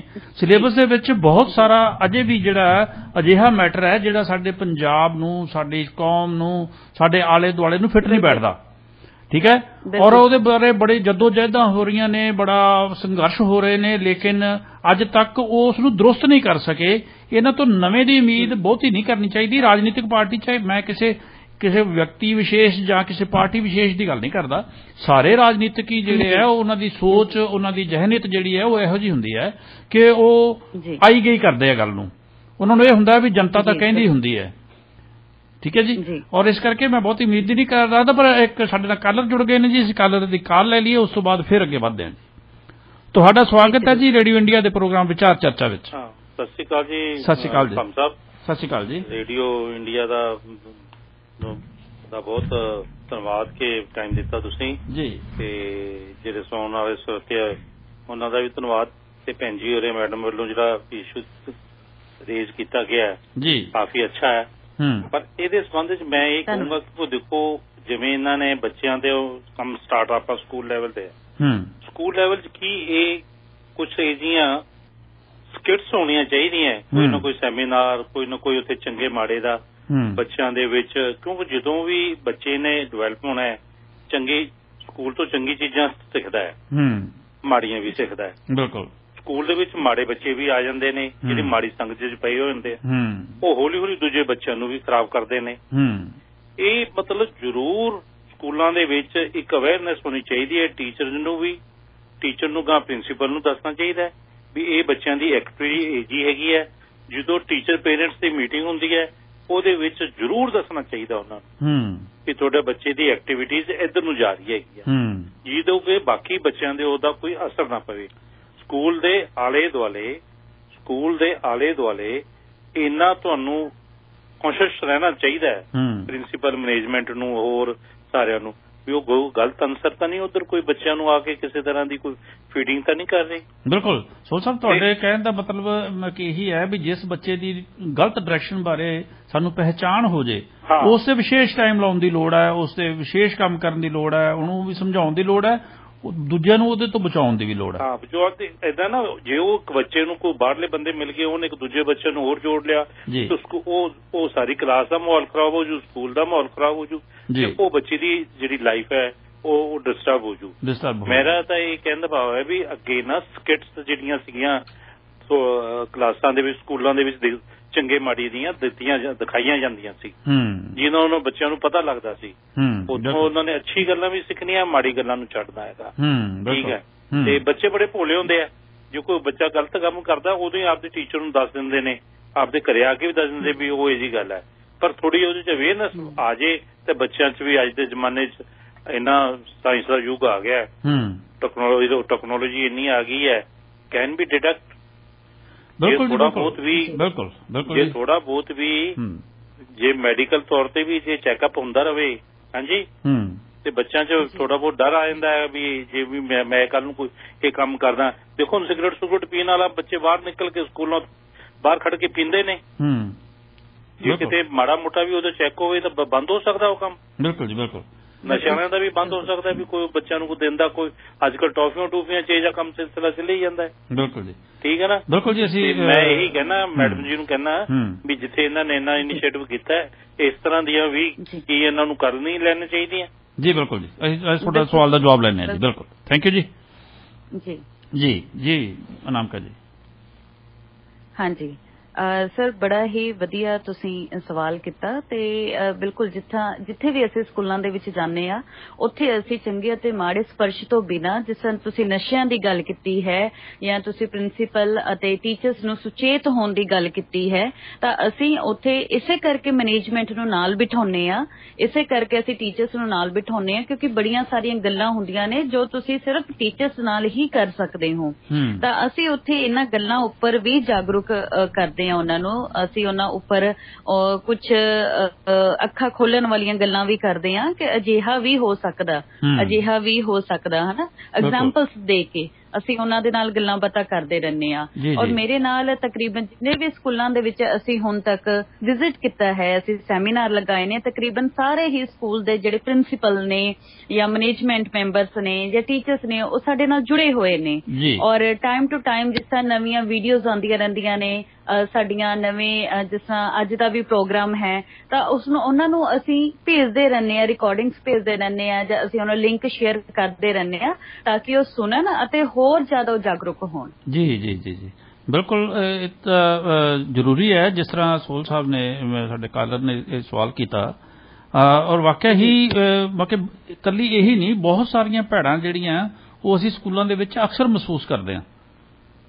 ਹਾਂ, ਕਿਉਂਕਿ ਇਸ ਤੋਂ ਕੋਈ ਤੁਹਾਡੀ ਜ਼ਿੰਮੇਵਾਰੀ, ਕਿਉਂਕਿ ਤੁਹਾਡੀ ਪਹੁੰਚ ਹੋ ਜਾਂਦੀ ਹੈ, ਤੁਹਾਡੀ ਪਹੁੰਚ ਸਕੂਲਾਂ ਤੱਕ ਹੋ ਰਹੀ ਹੈ, ਬੱਚਿਆਂ ਤੱਕ ਪਹੁੰਚ ਹੋ ਰਹੀ ਹੈ ਨਾ, ਤੇ ਤੁਹਾਨੂੰ ਸੋਲ ਸਾਹਿਬ ਦਾ ਵੀ ਇਹੀ ਸੰਦਰਭ ਸੀਗਾ ਕਿ ਤੁਹਾਨੂੰ ਆਪਣਾ ਘੇਰਾ ਜਿਹੜਾ ਉਹਨੂੰ ਥੋੜਾ ਜਿਹਾ ਵਿਸ਼ਾਲ ਕਰ ਲੈਣਾ ਚਾਹੀਦਾ ਹੈ ਵੀ ਉਹਦੇ ਵਿੱਚ ਇਹ ਚੀਜ਼ਾਂ ਵੀ ਆ ਜਾਣ ਕਿ ਅਸੀਂ ਸਿਰਫ ਬੈਡ ਟੱਚ ਤੇ ਜਿਹੜਾ ਗੁੱਡ ਟੱਚ ਹੀ ਨਹੀਂ ਸਮਝਾਉਣਾ, ਅਸੀਂ ਉਹਨਾਂ ਨੂੰ ਆਲੇ ਦੁਆਲੇ ਬਾਰੇ ਹੋਰ ਵੀ ਸੁਚੇਤ ਕਰਨਾ ਹੈ ਔਰ ਉਹਨਾਂ ਨੂੰ ਉਹ ਗੱਲਾਂ ਦੱਸਣੀਆਂ ਜਿਹੜੀਆਂ ਉਹਨਾਂ ਵਾਸਤੇ ਮਾੜੀਆਂ ਔਰ ਉਹਨਾਂ ਨੂੰ ਨਹੀਂ ਕਰਨੀਆਂ ਚਾਹੀਦੀਆਂ ਹਨਾ। ਔਰ ਟੀਚਰਾਂ ਨਾਲ ਵੀ ਜ਼ਰੂਰ ਇਸ ਤਰ੍ਹਾਂ ਦਾ ਰਾਬਤਾ ਬਣਨਾ ਚਾਹੀਦਾ ਜਿਹਦੇ ਵਿੱਚ ਅਸੀਂ ਇਹ ਕਹਿ ਸਕੀਏ ਕਿ ਟੀਚਰ ਤੱਕ ਕੁਛ ਇਹਦੀ ਪਛਾਣ ਲੈਂਦਾ ਬੱਚੇ ਨੂੰ ਵੀ ਉਹ ਕਿਹੜਾ ਬੱਚਾ ਕਿਸ ਜਹਿਨੀਅਤ ਦਾ ਹੈ, ਕਿਸ ਤਰ੍ਹਾਂ ਦੀ ਉਹਦੀ ਸੋਚ ਹੈ ਜਾਂ ਕਿਸ ਤਰ੍ਹਾਂ ਦੀ ਉਹਦੀਆਂ ਹਰਕਤਾਂ ਨੇ, ਉਹ ਸਭ ਪਤਾ ਹੁੰਦਾ ਉਹਨਾਂ ਨੂੰ। ਔਰ ਇਸ ਕਰਕੇ ਤੁਹਾਡੇ ਵਾਸਤੇ ਉਹਨਾਂ ਨੇ ਇਹੀ ਸਵਾਲ ਛੱਡਿਆ ਸੀਗਾ ਕਿ ਘੇਰਾ ਤੁਹਾਨੂੰ ਵਿਸ਼ਾਲ ਕਰਨਾ ਚਾਹੀਦਾ। ਅਨਾਮਿਕਾ ਜੀ, ਪੰਜਾਬ ਦੇ ਵਿੱਚ ਅਸੀਂ ਜੇ ਅਗਲੀ ਗੱਲ ਕਰੀਏ ਤਾਂ ਪੰਜਾਬ ਦੇ ਵਿੱਚ ਬੱਚਿਆਂ ਦੇ ਸ਼ੋਸ਼ਣ ਦੀਆਂ ਘਟਨਾਵਾਂ ਦੀ ਸਥਿਤੀ ਕੀ ਹੈ ਜੀ? ਕੋਈ ਜ਼ਿਕਰਯੋਗ ਘਟਨਾ ਜੋ ਤੁਹਾਡੇ ਸੰਸਥਾ ਨੇ ਹੱਲ ਕੀਤੀ ਹੋਵੇ ਜਾਂ ਤੁਹਾਡੇ ਧਿਆਨ ਚ ਆਈ ਹੋਵੇ ਔਰ ਤੁਸੀਂ ਉਹਦੇ ਬਾਰੇ ਕੁਝ ਕਰ ਰਹੇ ਹੋ ਜੀ? ਜੀ ਸਰ, ਪੰਜਾਬ ਦੇ ਵਿੱਚ ਜਿਹੜੀਆਂ ਲਗਾਤਾਰ ਹੀ ਜਿਹੜੀਆਂ ਘਟਨਾਵਾਂ ਨੇ ਆਏ ਨਾ ਆਏ ਦਿਨ ਅਸੀਂ ਅਖਬਾਰਾਂ ਦੇ ਵਿੱਚ ਪੜ੍ਹਦੇ ਹਾਂ ਜਾਂ ਅਸੀਂ ਟੀਵੀ ਦੇ ਉੱਪਰ ਵੀ ਸੁਣਦੇ ਰਹਿੰਦੇ ਹਾਂ। ਮੈਂ ਦੱਸਣਾ ਚਾਹੁੰਦੀ ਹਾਂ ਕਿ ਕੁਝ ਦਿਨ ਪਹਿਲਾਂ ਹੀ ਇਸੇ ਹਫ਼ਤੇ ਦੀ ਗੱਲ ਹੈ ਜੀ, ਸਾਡੇ ਲੁਧਿਆਣਾ ਸ਼ਹਿਰ ਦੇ ਵਿੱਚ ਇੱਕ ਆਟੋ ਚਾਲਕ ਵੱਲੋਂ 6 ਸਾਲ ਦੀ ਬੱਚੀ ਦਾ ਬਲਾਤਕਾਰ ਕੀਤਾ ਗਿਆ। ਇਹ ਘਟਨਾ ਆਈ ਤੇ ਬੜੀਆਂ ਹੀ ਮੰਦਭਾਗੀ ਘਟਨਾਵਾਂ ਨੇ ਜਿਹੜੀਆਂ ਸਾਨੂੰ ਇਹ ਸੋਚਣ ਤੇ ਮਜਬੂਰ ਕਰ ਦਿੰਦੀਆਂ ਨੇ ਕਿ ਇਨਸਾਨੀਅਤ ਕਿੱਥੇ ਜਾ ਰਹੀ ਹੈ, ਇਨਸਾਨੀਅਤ ਦੀ ਹੋਂਦ ਖਤਮ ਹੁੰਦੀ ਜਾ ਰਹੀ ਹੈ ਹਨਾ। ਲੋਕ ਇਨਸਾਨ ਇਸ ਦੀ ਸੋਚਦਾ ਹੈਗਾ ਕਿ ਉਹ ਨਿੱਕੀ ਜੀ ਮਾਸੂਮ ਬੱਚੀ ਹੈ ਤੇ ਉਹਦੇ ਨਾਲ ਅਜਿਹਾ ਕਿਉਂ ਕੀਤਾ ਜਾ ਰਿਹਾ। ਬਿਲਕੁਲ। ਤਾਂ ਬੜੀਆਂ ਸਾਰੀਆਂ ਘਟਨਾਵਾਂ ਨੇ ਸਾਡੇ ਸੰਸਥਾ ਦੀ ਅਗਰ ਗੱਲ ਕਰੀਏ ਤਾਂ ਹੁਣ ਤੱਕ ਸਾਡੇ ਕੋਲ ਕਾਫੀ ਘਟਨਾਵਾਂ ਆ ਚੁੱਕੀਆਂ ਨੇ ਸੋਸ਼ਲ ਮੀਡੀਆ ਦੇ ਥਰੂ ਜੀ। ਬੜੀਆਂ ਸਾਰੀਆਂ ਜਿਸ ਤਰ੍ਹਾਂ ਤੁਹਾਨੂੰ ਦੱਸ ਦਿੰਦੀ, ਲੋਕਡਾਊਨ ਦੇ ਵਿੱਚ ਵੀ ਆਈਆਂ ਔਰ ਪਿਛਲੇ ਸਾਲ ਵੀ ਸਾਡੇ ਕੋਲੇ ਆਈਆਂ ਘਟਨਾਵਾਂ। ਤਾਂ ਇਸ ਸਾਲ ਦੀ ਘਟਨਾ ਦੀ ਤੁਹਾਨੂੰ ਗੱਲ ਕਰਦੀ ਹਾਂ। ਸਾਡੇ ਕੋਲ ਇੱਕ ਘਟਨਾ ਆਈ ਜੀ ਲੁਧਿਆਣਾ ਤੋਂ। ਲੁਧਿਆਣਾ ਦੇ ਵਿੱਚ ਜਿਹੜਾ ਉਹ ਕੇਸ ਸੀ, ਉਹ ਮੇਰੇ ਇੱਕ ਜਾਣ ਪਹਿਚਾਣ ਵਾਲੇ ਉਹਨਾਂ ਨੇ ਦੱਸਿਆ ਕਿ ਜੀ ਸਾਡੇ ਘਰ ਦੇ ਨੇੜੇ ਹੀ ਇੱਕ ਕਹਿ ਸਕਦੇ ਹੋ ਡੇਰਾ ਬਣਿਆ ਹੋਇਆ ਜੀ, ਜਿੱਥੇ ਇੱਕ ਸਾਧੂ ਸੰਤ ਰਹਿੰਦੇ ਨੇ ਤੇ ਬੜਾ ਹੀ ਮਤਲਬ ਉਹਨਾਂ ਨੂੰ ਅਸੀਂ ਕਹਿ ਦਿੰਦੇ ਆ ਕਿ ਰੋਟੀ ਦੇਤੀ ਉਹਨਾਂ ਨੂੰ, ਉਹਨਾਂ ਦੇ ਘਰੇ ਰੋਟੀ ਭੇਜਤੀ ਜਾਂ ਉਹਨਾਂ ਦੇ ਘਰੇ ਉਹਨਾਂ ਨੇ ਮੰਗਣ ਆ ਜਾਣਾ ਤੇ ਉਹਨਾਂ ਨੂੰ ਕੁਛ ਨਾ ਕੁਛ ਦੇ ਦੇਣਾ। ਤੇ ਉਹਨਾਂ ਦੇ ਵੱਲੋਂ ਇੱਕ 12 ਸਾਲ ਦੀ ਬੱਚੀ ਦੇ ਨਾਲ ਸ਼ੋਸ਼ਣ ਕਰਨ ਦੀ ਕੋਸ਼ਿਸ਼ ਕੀਤੀ ਗਈ ਜੀ। ਤੇ ਉਸ ਸਮੇਂ ਉਸ ਬੱਚੀ ਦਾ ਜਿਹੜਾ ਪਿਤਾ ਸੀ ਉਹ ਹਸਪਤਾਲ ਦੇ ਵਿੱਚ ਬਿਮਾਰ ਸੀ ਤਾਂ ਉਹਦੀ ਮਾਂ ਜਿਹੜਾ ਸੀ ਉਹਦਾ ਪਤਾ ਲੈਣ ਗਈ ਹੋਈ ਸੀ। ਤਾਂ ਤੁਸੀਂ ਇਹ ਦੇਖੋ ਕਿ ਸਾਡੇ ਆਸ-ਪਾਸ ਜਿਹੜੇ ਮੁਹੱਲੇ ਹੁੰਦੇ ਨੇ ਜਾਂ ਸਾਡੇ ਪਿੰਡ ਹੁੰਦੇ ਨੇ ਤਾਂ ਉੱਥੇ ਜਿਹੜੇ ਵੀ ਸਾਡੇ ਨੇੜੇ ਦੇ ਜਾਣ ਪਹਿਚਾਣ ਵਾਲੇ ਹੁੰਦੇ ਨੇ ਉਹਨਾਂ ਨੂੰ ਪਤਾ ਹੁੰਦਾ ਕਿ ਇਸ ਸਮੇਂ ਇਹਨਾਂ ਦੇ ਘਰ ਦੇ ਵਿੱਚ ਕੋਈ ਨਹੀਂ ਹੋਣਾ ਹੈਗਾ। ਸਮੇਂ ਬੱਚੀ ਇਕੱਲੀ ਹੋਏਗੀ ਜਾਂ ਬੱਚਾ ਇਕੱਲਾ ਹੋਏਗਾ, ਹਨਾ, ਉਸ ਸਮੇਂ ਹੀ ਉਹ ਐਵੇਂ ਦੀ ਘਟਨਾਵਾਂ ਨੂੰ ਅੰਜਾਮ ਦਿੰਦੇ ਨੇ ਜੀ। ਤਾਂ ਉੱਥੇ ਜਦੋਂ ਬੱਚੇ ਨੇ, ਲੇਕਿਨ ਬੱਚੀ ਬਚ ਗਈ, ਉਸ ਤੋਂ ਬਾਅਦ ਉਹਦੀ ਮਾਤਾ ਦੇ ਨਾਲ ਗੱਲਬਾਤ ਕੀਤੀ ਗਈ ਕਿ ਕੀ ਤੁਸੀਂ ਹੁਣ ਪੁਲਿਸ ਦੇ ਵਿੱਚ ਹੁਣ ਕਾਰਵਾਈ ਕਰੋਗੇ, ਅਸੀਂ ਤੁਹਾਡੇ ਨਾਲ ਆ। ਮਤਲਬ ਕਾਫੀ ਸਾਰੇ ਕਹਿ ਸਕਦੇ ਹੋ ਕਿ ਚੰਗੇ ਲੋਕ ਸੀ ਜਿਹੜੇ ਉਹਨਾਂ ਦਾ ਸਾਥ ਦੇਣ ਨੂੰ ਤਿਆਰ ਖੜੇ ਸੀ, ਲੇਕਿਨ ਉਹਦੀ ਮਾਂ ਨੇ ਹੀ ਪੈਰ ਪਿੱਛੇ ਖਿੱਚ ਲਏ।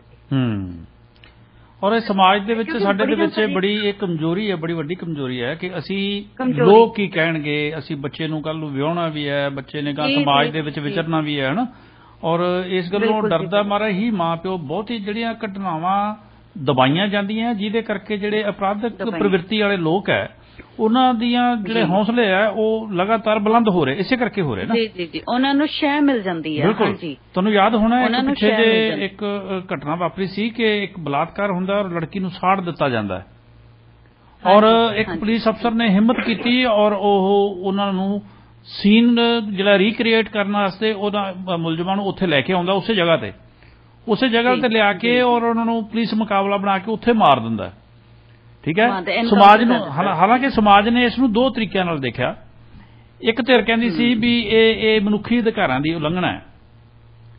ਅਸੀਂ ਕਹਿੰਦੇ ਹਾਂ ਵੀ ਜਿਹੜਾ ਬੰਦਾ ਸਮਾਜ ਦੇ ਵਾਸਤੇ ਖਤਰਨਾਕ ਹੈ, ਜਿਹੜਾ ਬੰਦਾ ਕਿ ਜਿਹਦੀ ਸੋਚ ਜਿਹੜੀ ਅਪਰਾਧਕ ਹੈ ਔਰ ਉਹਦੇ ਸੁਧਰਨ ਦੀ ਕੋਈ ਸੰਭਾਵਨਾ ਨਹੀਂ, ਉਹ ਸਿਰੇ ਦਾ ਆਪਦਾ ਜਿਹੜਾ ਵਿਖਾ ਚੁੱਕਾ ਹੈ ਆਪਦੀ ਜਿਹਨੀਅਤ ਬਾਰੇ, ਉਹਨੂੰ ਤਾਂ ਇਸ ਤਰ੍ਹਾਂ ਉਹਦਾ ਨਿਪਟਾਰਾ ਜਿਹੜਾ ਉਹ ਸਹੀ ਹੋਣਾ ਚਾਹੀਦਾ, ਲੋਕਾਂ ਨੂੰ ਵੀ ਸਾਥ ਦੇਣਾ ਚਾਹੀਦਾ ਹੈ। ਸਮਾਜ ਦੇ ਵਿੱਚ ਰਹਿਣ ਦਾ ਤਾਂ ਕੋਈ ਹੱਕ ਹੀ ਨਹੀਂ ਹੈ, ਕਿਉਂਕਿ ਜੇ ਅੱਜ ਉਹਨੇ ਇੱਕ ਬੱਚੇ ਦੇ ਉੱਪਰ ਉਹਨੇ ਹੱਥ ਪਾਇਆ, ਜੇ ਇੱਕ ਬੱਚੇ ਨੂੰ ਉਹਨੇ ਉਹਦੀ ਪੂਰੀ ਜ਼ਿੰਦਗੀ ਖਰਾਬ ਕਰਨ ਦੀ ਕੋਸ਼ਿਸ਼ ਕੀਤੀ ਹੈ, ਤਾਂ ਬਹੁਤ ਸਾਰੇ ਉਹ ਅੱਗੇ ਵੀ ਕਰੇਗਾ। ਬਿਲਕੁਲ, ਉਹਦੇ ਮਨੁੱਖੀ ਅਧਿਕਾਰ ਤਾਂ ਉਦੋਂ ਖਤਮ ਹੋ ਗਏ ਨਾ ਜਦੋਂ ਉਹਨੇ ਸੋਚ ਲਿਆ, ਮਾੜੀ ਸੋਚ ਲਈ। ਜੀ ਉਹਦੀ ਮਾਨਸਿਕਤਾ ਹੀ ਜਦੋਂ ਬਿਮਾਰ ਹੋ ਗਈ ਤਾਂ ਉਸ ਤੋਂ ਬਾਅਦ ਉਹਦਾ ਇਲਾਜ ਕਰਨਾ ਤਾਂ ਬਹੁਤ ਜ਼ਰੂਰੀ ਹੈ। ਬਿਲਕੁਲ। ਅਨਾਮਿਕਾ ਜੀ, ਤੁਸੀਂ ਜਦੋਂ ਸਕੂਲਾਂ 'ਚ ਸੈਮੀਨਾਰ ਲਾਉਣੇ ਹੋ, ਬੱਚਿਆਂ ਨੂੰ ਮਿਲਦੇ ਹੋ, ਬੱਚਿਆਂ ਨਾਲ, ਬੱਚੇ ਤੁਹਾਡੇ ਕੋਲ ਦਿਲ ਦੀਆਂ ਗੱਲਾਂ ਵੀ ਕਰਦੇ ਹਨ, ਇਸ ਦੌਰਾਨ ਵੀ ਕੋਈ ਇਸ ਤਰ੍ਹਾਂ ਦਾ ਕੇਸ ਜਿਹੜਾ ਬੱਚਿਆਂ ਨੇ ਦੱਸਿਆ ਹੋਵੇ ਵੀ ਸਾਡੇ ਨਾਲ ਇਹ ਹੋ ਰਿਹਾ ਜੀ, ਜਾਂ ਇਸ ਤਰ੍ਹਾਂ ਦੀ ਗੱਲ ਹੈਗੀ ਹੈ? ਹਾਂਜੀ, ਕਈ ਵਾਰੀ ਕੀ ਹੁੰਦਾ ਹੈ ਕਿ ਜਦੋਂ ਅਸੀਂ ਸੈਮੀਨਾਰ ਖਤਮ ਕਰਦੇ ਹਾਂ ਉਸ ਤੋਂ ਬਾਅਦ ਅਸੀਂ ਉਹਨਾਂ ਨੂੰ 5 ਤੋਂ 10 ਮਿੰਟ ਦਿੰਨੇ ਆ ਕਿ ਜੇਕਰ ਤੁਹਾਡੇ ਕੋਈ ਸਵਾਲ ਹੈਗਾ, ਤੁਹਾਡੇ ਜ਼ਿਹਨ 'ਚ ਕੋਈ ਸਵਾਲ ਹੈ ਜਾਂ ਤੁਸੀਂ ਕਰਨਾ ਚਾਹੁੰਦੇ ਹੋ ਤਾਂ ਤੁਸੀਂ ਕਰ ਸਕਦੇ ਹੋ।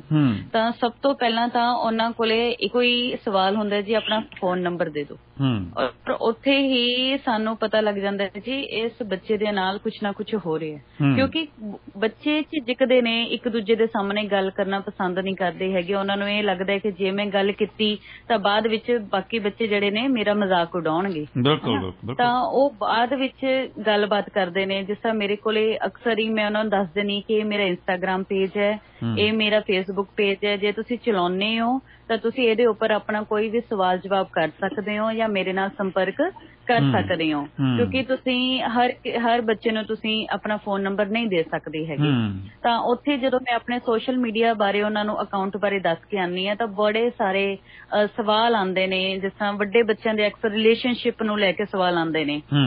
ਮੇਰੇ ਕੋਲੇ ਥੋੜੇ ਦਿਨ ਪਹਿਲਾਂ ਮੈਂ ਇੱਥੇ ਆਪਣੇ ਬਠਿੰਡਾ ਦੇ ਨੇੜੇ ਹੀ ਇੱਕ ਸਕੂਲ ਦੇ ਵਿੱਚ ਗਈ, ਤਾਂ ਉਸ ਤੋਂ ਬਾਅਦ ਉੱਥੇ 2 ਸੈਮੀਨਾਰ ਸੀ। ਪਹਿਲਾ ਸੈਮੀਨਾਰ ਸੀ ਸਾਡਾ ਛੋਟੇ ਬੱਚਿਆਂ ਦੇ ਨਾਲ, ਜਿੱਥੇ ਅਸੀਂ ਉਹਨਾਂ ਨੂੰ ਗੁੱਡ ਐਂਡ ਬੈਡ ਟੱਚ ਬਾਰੇ ਦੱਸਿਆ ਗਿਆ, ਔਰ ਉਸ ਤੋਂ ਬਾਅਦ ਵੱਡਾ ਸੈਮੀਨਾਰ ਸੀ ਸਾਡਾ ਵੱਡੇ ਬੱਚਿਆਂ ਦੇ ਨਾਲ, 9ਵੀਂ ਤੋਂ 12ਵੀਂ ਦੇ ਬੱਚਿਆਂ ਦੇ ਨਾਲ, ਜਿੱਥੇ ਅਸੀਂ ਉਹਨਾਂ ਨੂੰ ਬੜੀਆਂ ਸਾਰੀਆਂ ਜਿਹੜੀਆਂ ਕਹਿੰਦੇ ਨੇ ਟੀਨੇਜਰ ਲਾਈਫ ਦੇ ਵਿੱਚ ਜਿਹੜੇ ਕੁਐਸਚਨ ਆਨਸਰ ਹੁੰਦੇ ਨੇ ਉਹਨਾਂ ਦੇ ਬੜੇ ਸਾਰੇ, ਕਿ ਅਸੀਂ ਕਰੀਅਰ ਕਿਹੜਾ ਚੂਜ਼ ਕਰਨਾ, ਅਸੀਂ ਡਿਪਰੈਸ਼ਨ ਚੋਂ ਕਿਵੇਂ ਨਿਕਲੀਏ, ਅਸੀਂ ਆਪਣੇ ਦਿਲ ਦੀ ਗੱਲ ਕਿਹਦੇ ਨਾਲ ਸ਼ੇਅਰ ਕਰੀਏ, ਹਨਾ। ਸੋ ਐਵੇਂ ਦੀਆਂ ਬੜੀਆਂ ਸਾਰੀਆਂ ਉਹਨਾਂ ਦੇ ਜਿਹੜੇ ਮੋਟੀਵੇਸ਼ਨ ਟਾਕ ਸ਼ੋਅ ਸੀ ਇੱਕ ਸਾਡਾ, ਤੇ ਅਸੀਂ ਉਹਨਾਂ ਨਾਲ ਗੱਲਬਾਤ ਕੀਤੀ। ਤਾਂ ਉਸ ਤੋਂ ਬਾਅਦ ਮੇਰੇ ਕੋਲ 2-3 ਬੱਚਿਆਂ ਦੇ ਕਹਿ ਸਕਦੇ ਹੋ ਕਿ ਇੰਸਟਾਗ੍ਰਾਮ ਦੇ ਉੱਪਰ ਜਾਂ ਫੇਸਬੁੱਕ ਦੇ ਉੱਪਰ ਉਹਨਾਂ ਦੇ ਸਵਾਲ ਆਏ ਕਿ ਮੇਰੀ ਉਮਰ ਇੰਨੀ ਹੈ ਤੇ ਕੀ ਮੈਨੂੰ ਰਿਲੇਸ਼ਨਸ਼ਿਪ ਦੇ ਵਿੱਚ ਜਾਣਾ ਚਾਹੀਦਾ ਹੈ। ਤਾਂ ਐਸਾ ਕਰਕੇ ਬੜੇ ਸਾਰੇ ਸਵਾਲ ਆਉਂਦੇ ਨੇ। ਤਾਂ ਅਬਿਊਜ਼ ਨੂੰ ਲੈ ਕੇ ਮੈਨੂੰ ਯਾਦ ਹੈ ਕਿ ਮੈਂ 2 ਮਹੀਨੇ ਪਹਿਲਾਂ ਇੱਕ ਸਰਕਾਰੀ ਸਕੂਲ ਦੇ ਵਿੱਚ ਗਈ ਸੀ ਮਾਨਸਾ ਦੇ ਨੇੜੇ। ਤਾਂ ਉੱਥੇ ਇੱਕ ਬੱਚੀ ਨੇ ਮੈਨੂੰ ਸਵਾਲ ਕੀਤਾ ਸੀ ਕਿ ਜੇਕਰ ਕੋਈ ਮੇਰੇ ਨਾਲ ਅਜਿਹਾ ਕਰ ਰਿਹਾ ਹੋਵੇ ਤਾਂ ਮੈਂ ਕੀ ਕਰਾਂ, ਮੈਂ ਕਿਹਨੂੰ ਦੱਸਾਂ। ਤਾਂ ਤੇ ਮੈਨੂੰ ਉਸ ਬੱਚੀ ਨੇ ਬਿਲਕੁਲ ਸਾਈਡ ਤੇ ਲੈ ਜਾ ਕੇ ਮੈਨੂੰ ਪੁੱਛਿਆ ਤੇ ਮੈਂ ਉਸ ਬੱਚੀ ਨੂੰ ਪਹਿਲਾਂ ਸੈਮੀਨਾਰ ਦੇ ਵਿੱਚ ਤਾਂ ਦੇਖੋ ਅਸੀਂ ਇਹ ਚੀਜ਼ਾਂ ਬਾਰੇ ਦੱਸਦੇ ਹੀ ਹੈਗੇ ਆ ਕਿ ਜੇਕਰ ਤੁਹਾਡੇ ਨਾਲ ਕੋਈ ਗਲਤ ਕਰਦਾ ਹੈ ਤਾਂ ਤੁਸੀਂ ਉਹਦੇ ਵਾਸਤੇ ਸੇਫਟੀ ਟਿਪਸ ਕਿਹੜੇ ਨੇ, ਤੁਸੀਂ ਆਪਣੇ ਆਪ ਦਾ ਬਚਾਓ ਕਿਵੇਂ ਕਰਨਾ ਹੈ ਤੇ ਕਿਹਨੂੰ ਜਾ ਕੇ ਦੱਸਣਾ ਹੈ। ਤੇ ਉਸ ਤੋਂ ਬਾਅਦ ਜਾ ਕੇ ਮੈਂ ਅਲੱਗ ਤੋਂ ਵੀ ਜਾ ਕੇ ਉਸ ਬੱਚੇ ਦੀ 10 ਤੋਂ 15 ਮਿੰਟ ਉਹਦੀ ਕਾਉਂਸਲਿੰਗ ਕੀਤੀ, ਉਹਨੂੰ ਸਮਝਾਇਆ। ਮੇਰੇ ਕਾਫੀ ਪੁੱਛਣ ਦੇ ਬਾਵਜੂਦ ਵੀ ਉਸਨੇ ਉਸ ਇਨਸਾਨ ਦਾ ਨਾਮ ਤਾਂ ਨਹੀਂ ਲਿੱਤਾ ਹੈਗਾ, ਪਰ ਉਸਨੇ ਇੰਨਾ ਜ਼ਰੂਰ ਮੈਨੂੰ ਡਾਊਟ ਹੋ ਗਿਆ ਸੀ ਕਿ ਉਸ ਬੱਚੀ ਦੇ ਨਾਲ ਕੁਛ ਨਾ ਕੁਛ ਤਾਂ ਅਜਿਹਾ ਹੋ ਰਿਹਾ ਹੈ। ਜੀ ਜੀ ਜੀ। ਤੇ ਉਸ ਤੋਂ ਬਾਅਦ ਉੱਥੋਂ ਸਕੂਲ ਦੇ ਜਿਹੜੇ ਟੀਚਰ ਸੀ, ਜਿਹੜੇ ਅਧਿਆਪਕ ਸੀ, ਤਾਂ ਮੈਂ ਉਹਨਾਂ ਦੇ ਨਾਲ ਵੀ ਗੱਲਬਾਤ ਕੀਤੀ ਔਰ ਉਸ ਬੱਚੇ ਨੂੰ ਇੱਕ ਤਰ੍ਹਾਂ ਦਾ ਮਤਲਬ ਕਹਿਤਾ ਕਿ ਇਸ ਬੱਚੇ ਦੇ ਉੱਪਰ ਖਾਸ ਕਰਕੇ ਧਿਆਨ ਰੱਖਣਾ ਹੈ, ਕਿਉਂਕਿ ਬੜੀਆਂ ਸਾਰੀਆਂ ਚੀਜ਼ਾਂ ਹੁੰਦੀਆਂ ਨੇ ਜਿਹੜੀਆਂ ਤੁਸੀਂ ਆਪਣੇ ਦਾਇਰੇ ਦੇ ਵਿੱਚ ਰਹਿ ਕੇ ਹੀ ਕਰਨੀਆਂ ਹੁੰਦੀਆਂ ਨੇ, ਤੁਸੀਂ ਦਾਇਰੇ ਤੋਂ ਬਾਹਰ ਨਹੀਂ ਜਾ ਸਕਦੇ ਹੈਗੇ, ਕਿਉਂਕਿ ਸ਼ਹਿਰਾਂ ਤੇ ਪਿੰਡਾਂ ਦੇ ਮਾਹੌਲ ਦੇ ਵਿੱਚ ਬੜਾ ਫਰਕ ਹੁੰਦਾ ਹੈ। ਸ਼ਹਿਰਾਂ ਦੇ ਵਿੱਚ ਤੁਸੀਂ ਬੜੇ ਓਪਨਲੀ, ਜਿਸ ਤਰ੍ਹਾਂ CBSE ਸਕੂਲ ਨੇ ਹਨਾ, ਉਹਦੇ ਵਿੱਚ ਜਾ ਕੇ ਤੁਸੀਂ ਬੜਾ ਓਪਨਲੀ ਦੱਸਦੇ ਹੋ ਕਿ this is a good touch, this is a bad touch, this is our private parts ਹਨਾ, ਤੇ how to use your safety tips. But ਜਿਹੜੇ ਤੁਹਾਡੇ ਸਰਕਾਰੀ ਸਕੂਲ ਹੁੰਦੇ ਨੇ ਉੱਥੇ ਜਾ ਕੇ, ਕਿਉਂਕਿ ਬੜੇ ਪਿਛੋਕੜ ਪਿੰਡ ਵੀ ਹੈਗੇ ਨੇ, ਔਰ ਜਿੱਥੇ ਜਾ ਕੇ ਤੁਸੀਂ ਜਦੋਂ ਗੱਲਬਾਤ ਕਰਦੇ ਹੋ ਤੇ ਬੜੇ ਧਿਆਨ ਨਾਲ ਤੁਹਾਨੂੰ ਕਰਨਾ ਪੈਂਦਾ ਹੈ, ਕਿਉਂਕਿ ਬੱਚੇ ਬੜੇ ਹੀ ਕਹਿੰਦੇ ਨੇ ਕਿ ਪਿੰਡਾਂ ਦੇ ਬੱਚੇ ਬੜੇ ਨਾਜ਼ੁਕ ਹੁੰਦੇ ਨੇ।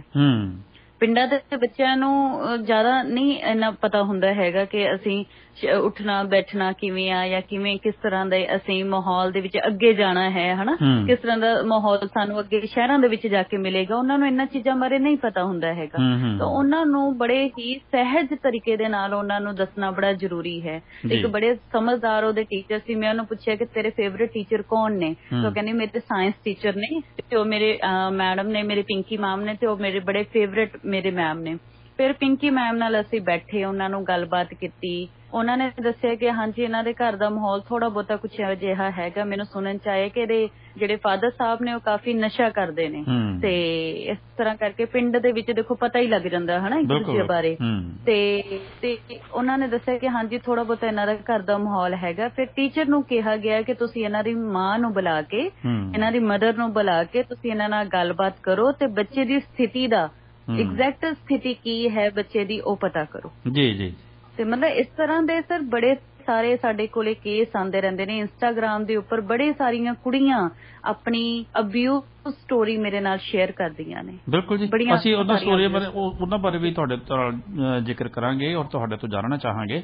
ਅਨਾਮਿਕਾ ਜੀ, ਤੁਹਾਡੀ ਸੰਸਥਾ ਦੇ ਕੋਲ ਹੁਣ ਤੱਕ ਬੱਚਿਆਂ ਦੇ ਜਿਨਸੀ ਸ਼ੋਸ਼ਣ ਦੇ ਤਕਰੀਬਨ ਕਿੰਨੇ ਕੁ ਕੇਸ ਜਿਹੜੇ ਇਸ ਤਰ੍ਹਾਂ ਦੇ ਆ ਗਏ ਜਿਨ੍ਹਾਂ ਦੀ ਤੁਸੀਂ ਮਦਦ ਕੀਤੀ ਹੋਵੇ? ਜਿਵੇਂ ਤੁਸੀਂ ਇੱਕ ਕੇਸ ਸਾਨੂੰ ਦੱਸਿਆ, ਇਸ ਤਰ੍ਹਾਂ ਦੇ ਹੋਰ ਵੀ ਤਾਂ ਬਹੁਤ ਸਾਰੇ ਕੇਸ ਆਉਂਦੇ ਹੋਣਗੇ ਤੁਹਾਡੀ ਇਸ ਸੰਸਥਾ ਦੇ ਇਸ ਜਿਹੜਾ ਸਲੋਗਨ ਹੈ ਇਸ ਤੋਂ ਹਟ ਕੇ ਵੀ ਕੇਸ ਆਉਂਦੇ ਹੋਣਗੇ?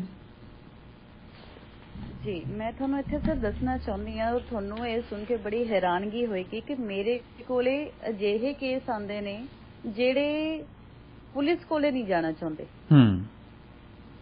ਕਿਉਂਕਿ ਸਭ ਤੋਂ ਵੱਡੀ ਗੱਲ ਉਹੀ ਆ ਜਾਂਦੀ ਹੈ ਕਿ ਲੋਕ ਕੀ ਕਹਿਣਗੇ, ਕਿ ਜੇ ਅਸੀਂ ਪੁਲਿਸ 'ਚ ਜਾਵਾਂਗੇ, ਪੁਲਿਸ ਕੋਲੇ ਜਾਵਾਂਗੇ ਤਾਂ ਲੋਕ ਕੀ ਕਹਿਣਗੇ। ਮੇਰੇ ਕੋਲੇ ਹੁਣ ਤੱਕ 5 ਸਾਲਾਂ ਦੇ ਵਿੱਚ ਬੜੇ ਸਾਰੇ ਡਿਪਰੈਸ਼ਨ ਦੇ ਕੇਸ, ਬੜੇ ਸਾਰੇ ਸੁਸਾਈਡ ਦੇ ਕੇਸ, ਬੜੇ ਸਾਰੇ ਅਬਿਊਜ਼ ਕੇਸ ਬਹੁਤ ਸਾਰੇ ਆਏ ਨੇ ਜੀ, ਔਰ ਸਾਰੇ ਸੋਸ਼ਲ ਮੀਡੀਆ ਦੇ ਥਰੂ ਹੀ ਆਏ ਨੇ ਜੀ।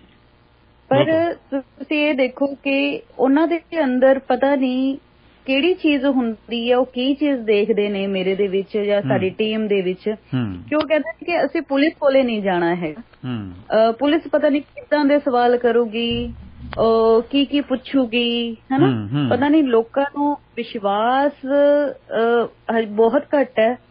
ਉਹਨਾਂ ਨੂੰ ਇਹ ਹੁੰਦਾ ਕਿ ਸਾਡੀ ਅਗਰ ਧੀ ਦੇ ਨਾਲ ਅਜਿਹਾ ਹੋਇਆ, ਸਾਡੀ ਧੀ ਤੋਂ ਸਾਡੀ ਕੁੜੀ ਤੋਂ ਪਤਾ ਨਹੀਂ ਕਿਵੇਂ ਜੇ ਸਵਾਲ ਪੁੱਛੂਗੀ ਪੁਲਿਸ। ਬਿਲਕੁਲ ਨਚਲੀ, ਔਰ ਇਹ ਉਹਨਾਂ ਦਾ ਖਦਸ਼ਾ ਕਿਸੇ ਹੱਦ ਤੱਕ ਜਾਇਜ਼ ਵੀ ਹੈ, ਕਿਉਂਕਿ ਅਕਸਰ ਅਸੀਂ ਪੁਲਿਸ ਦੀ ਪ੍ਰਵਿਰਤੀ ਬਾਰੇ ਅਸੀਂ ਜਾਣਦੇ ਹਾਂ ਕਿ ਉਹ ਜਾਣ ਬੁੱਝ ਕੇ ਇਸ ਤਰ੍ਹਾਂ ਦੇ ਸਵਾਲ ਫਿਰ ਕਰਦੇ ਆ ਜਿਹੜਾ ਬੰਦੇ ਨੂੰ ਸ਼ਰਮਸਾਰ ਹੋਣਾ ਪੈਂਦਾ, ਔਰ ਉਹਨਾਂ ਦੇ ਕੋਲ ਉਹ ਜਵਾਬ ਦੇ ਨਹੀਂ ਸਕਦੇ ਹੁੰਦੇ। ਔਰ ਖਾਸ ਕਰਕੇ ਸਾਡੀਆਂ ਫਿਲਮਾਂ ਦੇ ਵਿੱਚ ਵੀ ਤੁਸੀਂ ਦੇਖਿਆ ਹੋਏਗਾ, ਸਾਡੀਆਂ ਫਿਲਮਾਂ ਦੇ ਵਿੱਚ ਜਦੋਂ ਅਸੀਂ ਫਿਲਮਾਂ ਦੇਖਦੇ ਹਾਂ, ਫਿਲਮਾਂ ਦੇ ਵਿੱਚ ਵੀ ਪੁਲਿਸ ਦੀ ਭੂਮਿਕਾ ਇਸੇ ਤਰ੍ਹਾਂ ਦੀ ਦਿਖਾਈ ਜਾਂਦੀ ਹੈ। ਜੀ ਜੀ ਬਿਲਕੁਲ ਬਿਲਕੁਲ, ਹਾਂ ਉੱਥੇ ਵੀ ਐਵੇਂ ਕਰਦੇ ਬੜਾ ਹੀ ਜੀ, ਤਾਂ ਬੜਾ ਹੀ ਮਤਲਬ ਉੱਥੇ ਇਹ ਚੀਜ਼ ਹੋ ਜਾਂਦੀ ਹੈ ਕਿ ਤੁਸੀਂ ਫਿਰ ਕੀ ਕਰਨਾ ਕੀ ਚਾਹੁੰਦੇ ਹੋ। ਜੇ ਤੁਹਾਡੇ ਨਾਲ ਤੁਹਾਡੇ ਬੱਚੇ ਦੇ ਨਾਲ ਅਜਿਹਾ ਹੋਇਆ, ਤੁਸੀਂ ਕੀ ਕਰਨਾ ਚਾਹੁੰਦੇ ਨੇ। ਉਹ ਬਸ ਇਹ ਕਹਿੰਦੇ ਨੇ ਕਿ ਸਾਡਾ ਬੱਚਾ ਡਰਿਆ ਹੋਇਆ, ਸਾਡਾ ਬੱਚਾ ਸਹਿਮਿਆ ਹੋਇਆ, ਤਣਾਅ ਦੇ ਵਿੱਚ ਹੈ, ਇਹਨੂੰ ਇੱਥੋਂ ਬਾਹਰ ਕੱਢ ਦਿਓ ਜੀ।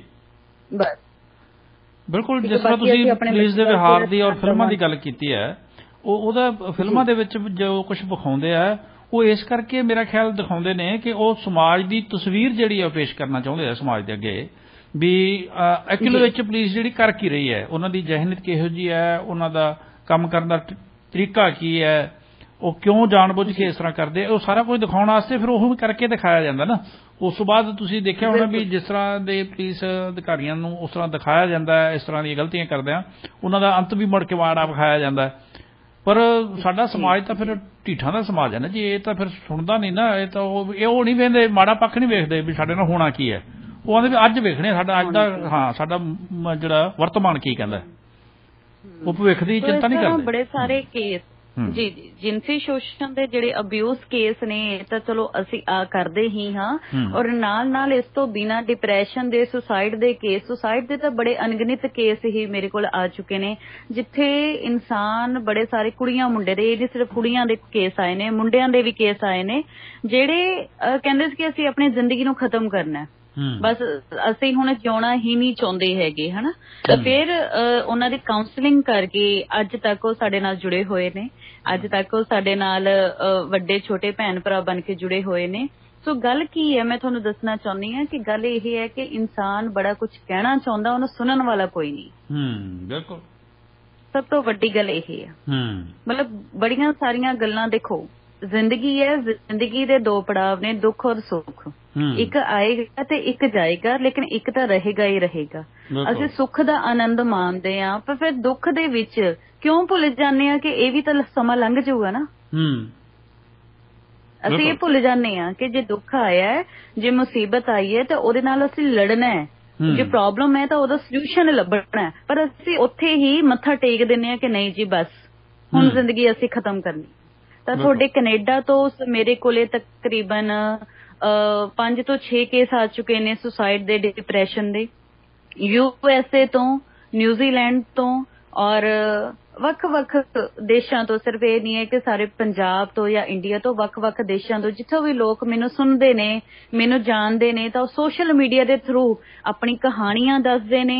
ਆਪਣੀ ਕਹਾਣੀਆਂ ਤੋਂ ਬਾਅਦ ਉਹ ਮੇਰੇ ਤੋਂ ਕੁਝ ਨਾ ਕੁਝ ਅਜਿਹੇ ਲਫ਼ਜ਼ ਸੁਣਨਾ ਚਾਹੁੰਦੇ ਨੇ ਜਿਹਦੇ ਨਾਲ ਉਹਨਾਂ ਨੂੰ ਦਿਲਾਸਾ ਮਿਲੇ। ਜੀ ਜੀ ਬਿਲਕੁਲ ਬਿਲਕੁਲ, ਔਰ ਤੁਹਾਡੇ ਤੋਂ ਇਹ ਉਮੀਦ ਰੱਖੀ ਜਾਣੀ ਵੀ ਬਣਦੀ ਹੈ ਜੀ, ਕਿਉਂਕਿ ਤੁਸੀਂ ਇੱਕ ਅਜਿਹਾ ਉਦਮ ਕਰ ਰਹੇ ਹੋ ਜਿਹੜਾ ਹਰ ਬੰਦਾ ਨਹੀਂ ਕਰਦਾ, ਜਾਂ ਹਰ ਬੰਦੇ ਦੀ ਸੋਚ ਇਸ ਤਰ੍ਹਾਂ ਦੀ ਨਹੀਂ ਹੋ ਸਕਦੀ।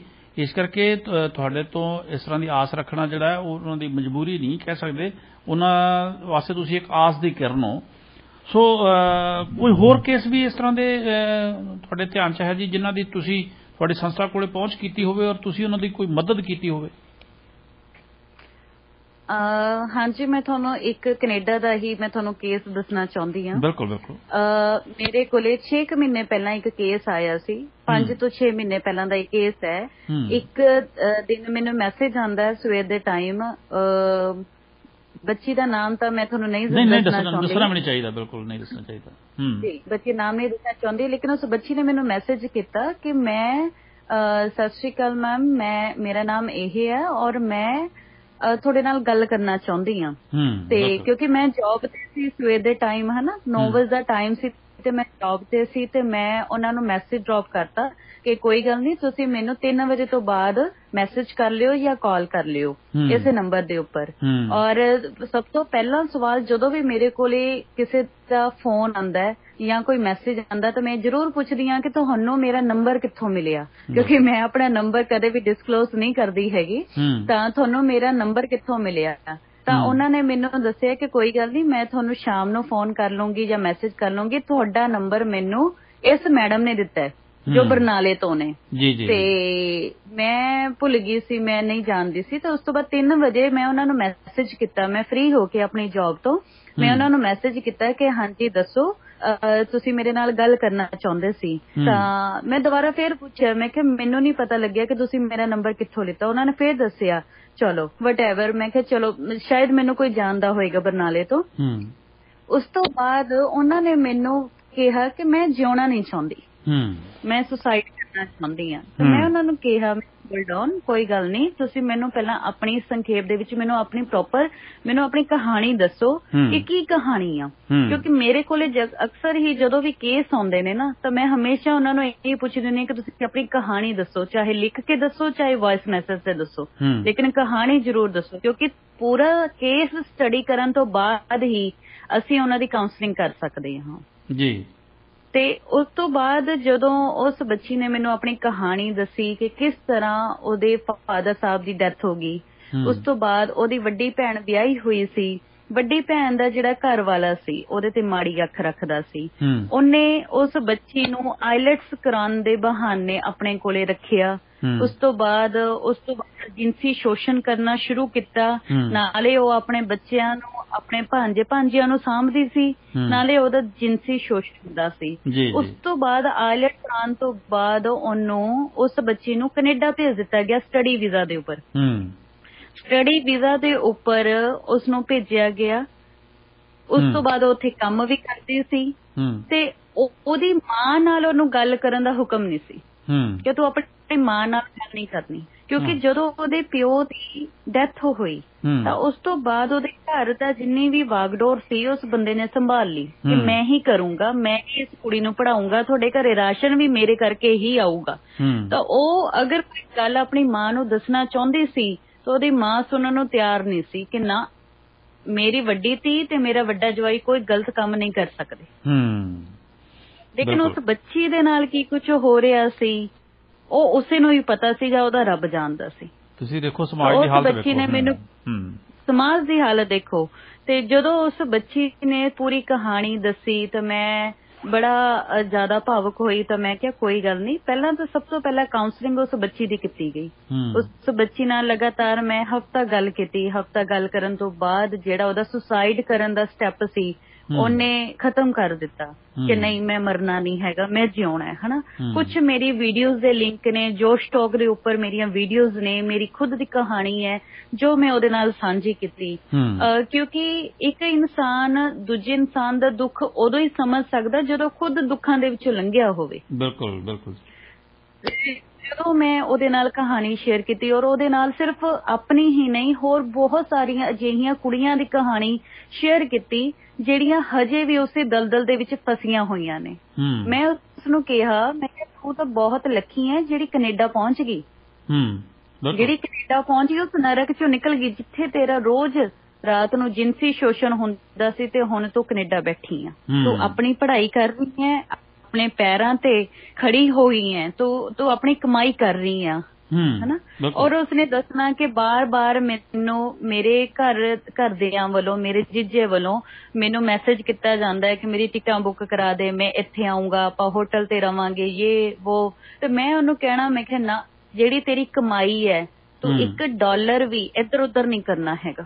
ਬਿਲਕੁਲ। ਤੂੰ ਆਪਣਾ ਜੋੜ, ਕੱਲ ਨੂੰ ਤੈਨੂੰ ਸਾਲ 2 ਸਾਲ 3 ਸਾਲ ਬਾਅਦ PR ਮਿਲਦੀ ਹੈ, ਤੂੰ ਆਪਣੀ ਮਾਂ ਨੂੰ ਇੱਥੇ ਮੰਗਾ, ਆਪਣੀ ਮਾਂ ਦੇ ਨਾਲ ਰਹਿ ਤੇ ਆਪਣੀ ਨਵੀਂ ਜ਼ਿੰਦਗੀ ਦੀ ਸ਼ੁਰੂਆਤ ਕਰ। ਵੀ ਥੋੜਾ ਡੇਅਰ ਕਰ ਤੂੰ, ਤੈਨੂੰ ਹਾਂ ਕਰਨਾ ਪੈਣਾ। ਹਾਂ ਬਿਲਕੁਲ ਜੀ। ਉਹ ਬੱਚੀ ਇੰਨੀ ਜ਼ਿਆਦਾ ਮਤਲਬ ਮੈਨੂੰ ਬੜੀ ਹੈਰਾਨ, ਜਦੋਂ ਬੱਚੀ ਦਾ ਪਹਿਲਾ ਹੀ ਸ਼ਬਦ ਸੀ ਕਿ ਮੈਂ ਮਰਨਾ ਚਾਹੁੰਦੀ ਹਾਂ, ਬੜੀ ਹੈਰਾਨਗੀ ਹੋਈ ਉਸ ਚੀਜ਼ ਦੀ ਮੈਨੂੰ। ਉਸ ਤੋਂ ਬਾਅਦ ਜਿੱਥੋਂ ਉਹਨਾਂ ਨੇ ਮੇਰਾ ਨੰਬਰ ਲਿੱਤਾ ਸੀ, ਉਸ ਮੈਮ ਨੇ ਵੀ ਦੇਖੋ 4 ਸਾਲ ਪਹਿਲਾਂ ਮੇਰਾ ਨੰਬਰ ਫੇਸਬੁੱਕ ਤੋਂ ਹੀ ਲਿੱਤਾ ਸੀ ਤੇ ਉਹ ਉਸੇ ਟਾਈਮ ਉੱਥੇ ਕੈਨੇਡਾ ਸੀ। ਔਰ ਫਿਰ ਮੈਂ ਉਹਨਾਂ ਨਾਲ ਗੱਲਬਾਤ ਕੀਤੀ ਕਿ ਮੈਮ ਐਸਾ ਕਰਕੇ ਤੁਸੀਂ ਮੇਰੇ ਕੋਲ ਇੱਕ ਕੇਸ ਭੇਜਿਆ। ਉਹ ਕਹਿੰਦੇ ਹਾਂਜੀ, ਇਹ ਕੁੜੀ ਬਹੁਤ ਜ਼ਿਆਦਾ ਟੁੱਟੀ ਹੋਈ ਸੀ ਔਰ ਮੈਨੂੰ ਨਹੀਂ ਸੀ ਲੱਗਦਾ ਕਿ ਇਹ ਅੱਗੇ ਜਿਉਣਾ ਚਾਹੁੰਦੀ ਹੈ। ਬਿਲਕੁਲ। ਤੇ ਇਸ ਕਰਕੇ ਮੈਂ ਤੁਹਾਡਾ ਨੰਬਰ ਇਹਨਾਂ ਨਾਲ ਸ਼ੇਅਰ ਕੀਤਾ ਕਿ ਤੁਸੀਂ ਇੱਕ ਵਾਰੀ ਅਨਾਮਿਕਾ ਦੇ ਨਾਲ ਗੱਲ ਕਰੋ ਜੀ।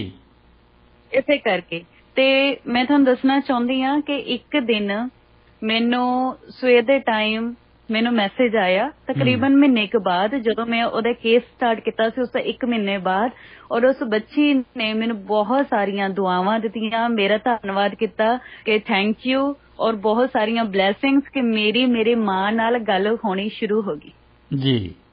ਬਿਲਕੁਲ। ਔਰ ਮੈਂ ਆਪਣੀ ਮਾਂ ਨੂੰ ਸਾਰੀ ਕਹਾਣੀ ਦੱਸੀ ਕਿ ਜੋ ਮੇਰੇ ਨਾਲ ਬੀਤਿਆ ਔਰ ਜੋ ਮੈਂ ਇੱਥੇ ਆਪਣਾ ਫੀਲ ਕਰ ਰਹੀ ਹਾਂ, ਔਰ ਮੈਂ ਸਾਰੀ ਕਹਾਣੀ ਦੱਸੀ। ਹੁਣ ਮੇਰੀ ਮਾਂ ਮੇਰੀ ਗੱਲ ਸੁਣਦੀ ਆ ਜੀ।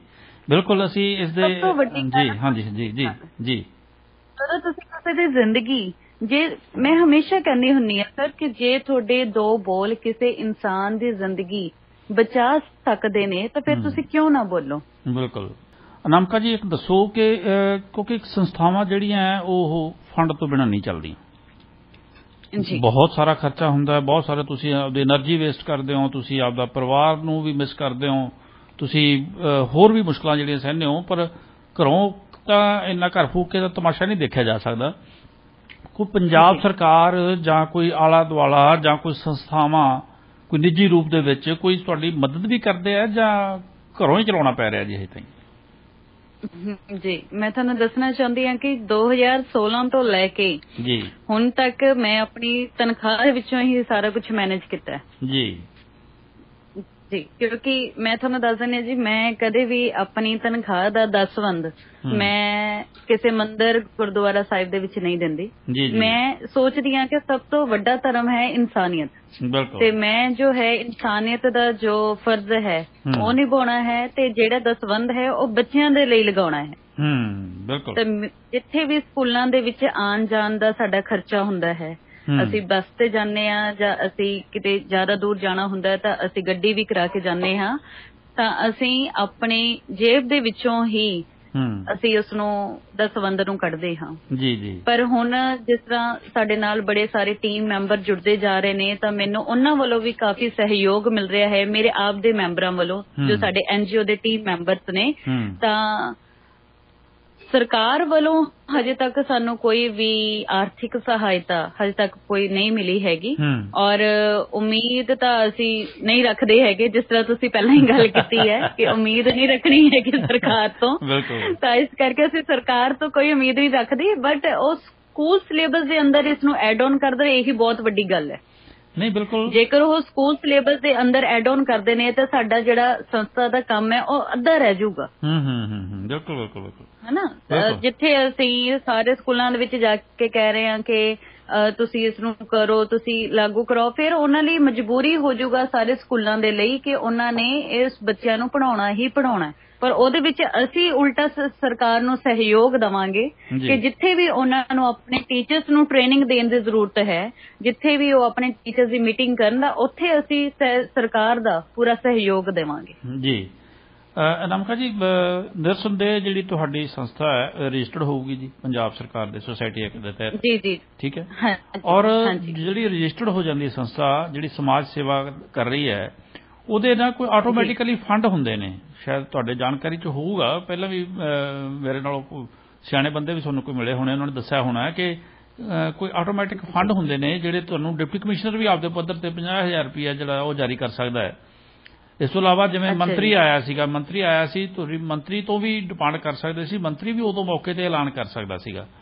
ਠੀਕ ਹੈ। ਔਰ ਜਿਹੜੀ ਰਜਿਸਟਰਡ ਸੰਸਥਾ ਨੂੰ, ਕਿਉਂਕਿ ਉਹਦਾ ਸਿਰਫ ਇੰਨਾ ਹੀ ਹੁੰਦਾ ਵੀ ਉਹਦਾ ਤੁਸੀਂ ਹਿਸਾਬ ਕਿਤਾਬ ਰੱਖਣਾ ਹੁੰਦਾ, ਔਰ ਉਹਦੀ ਜਿਹੜੀ ਵਰਤੋਂ ਰਿਪੋਰਟ ਜਿਹੜੀ ਹੈ ਉਹ ਬਾਅਦ 'ਚ ਦੇਣੀ ਹੁੰਦੀ ਹੈ।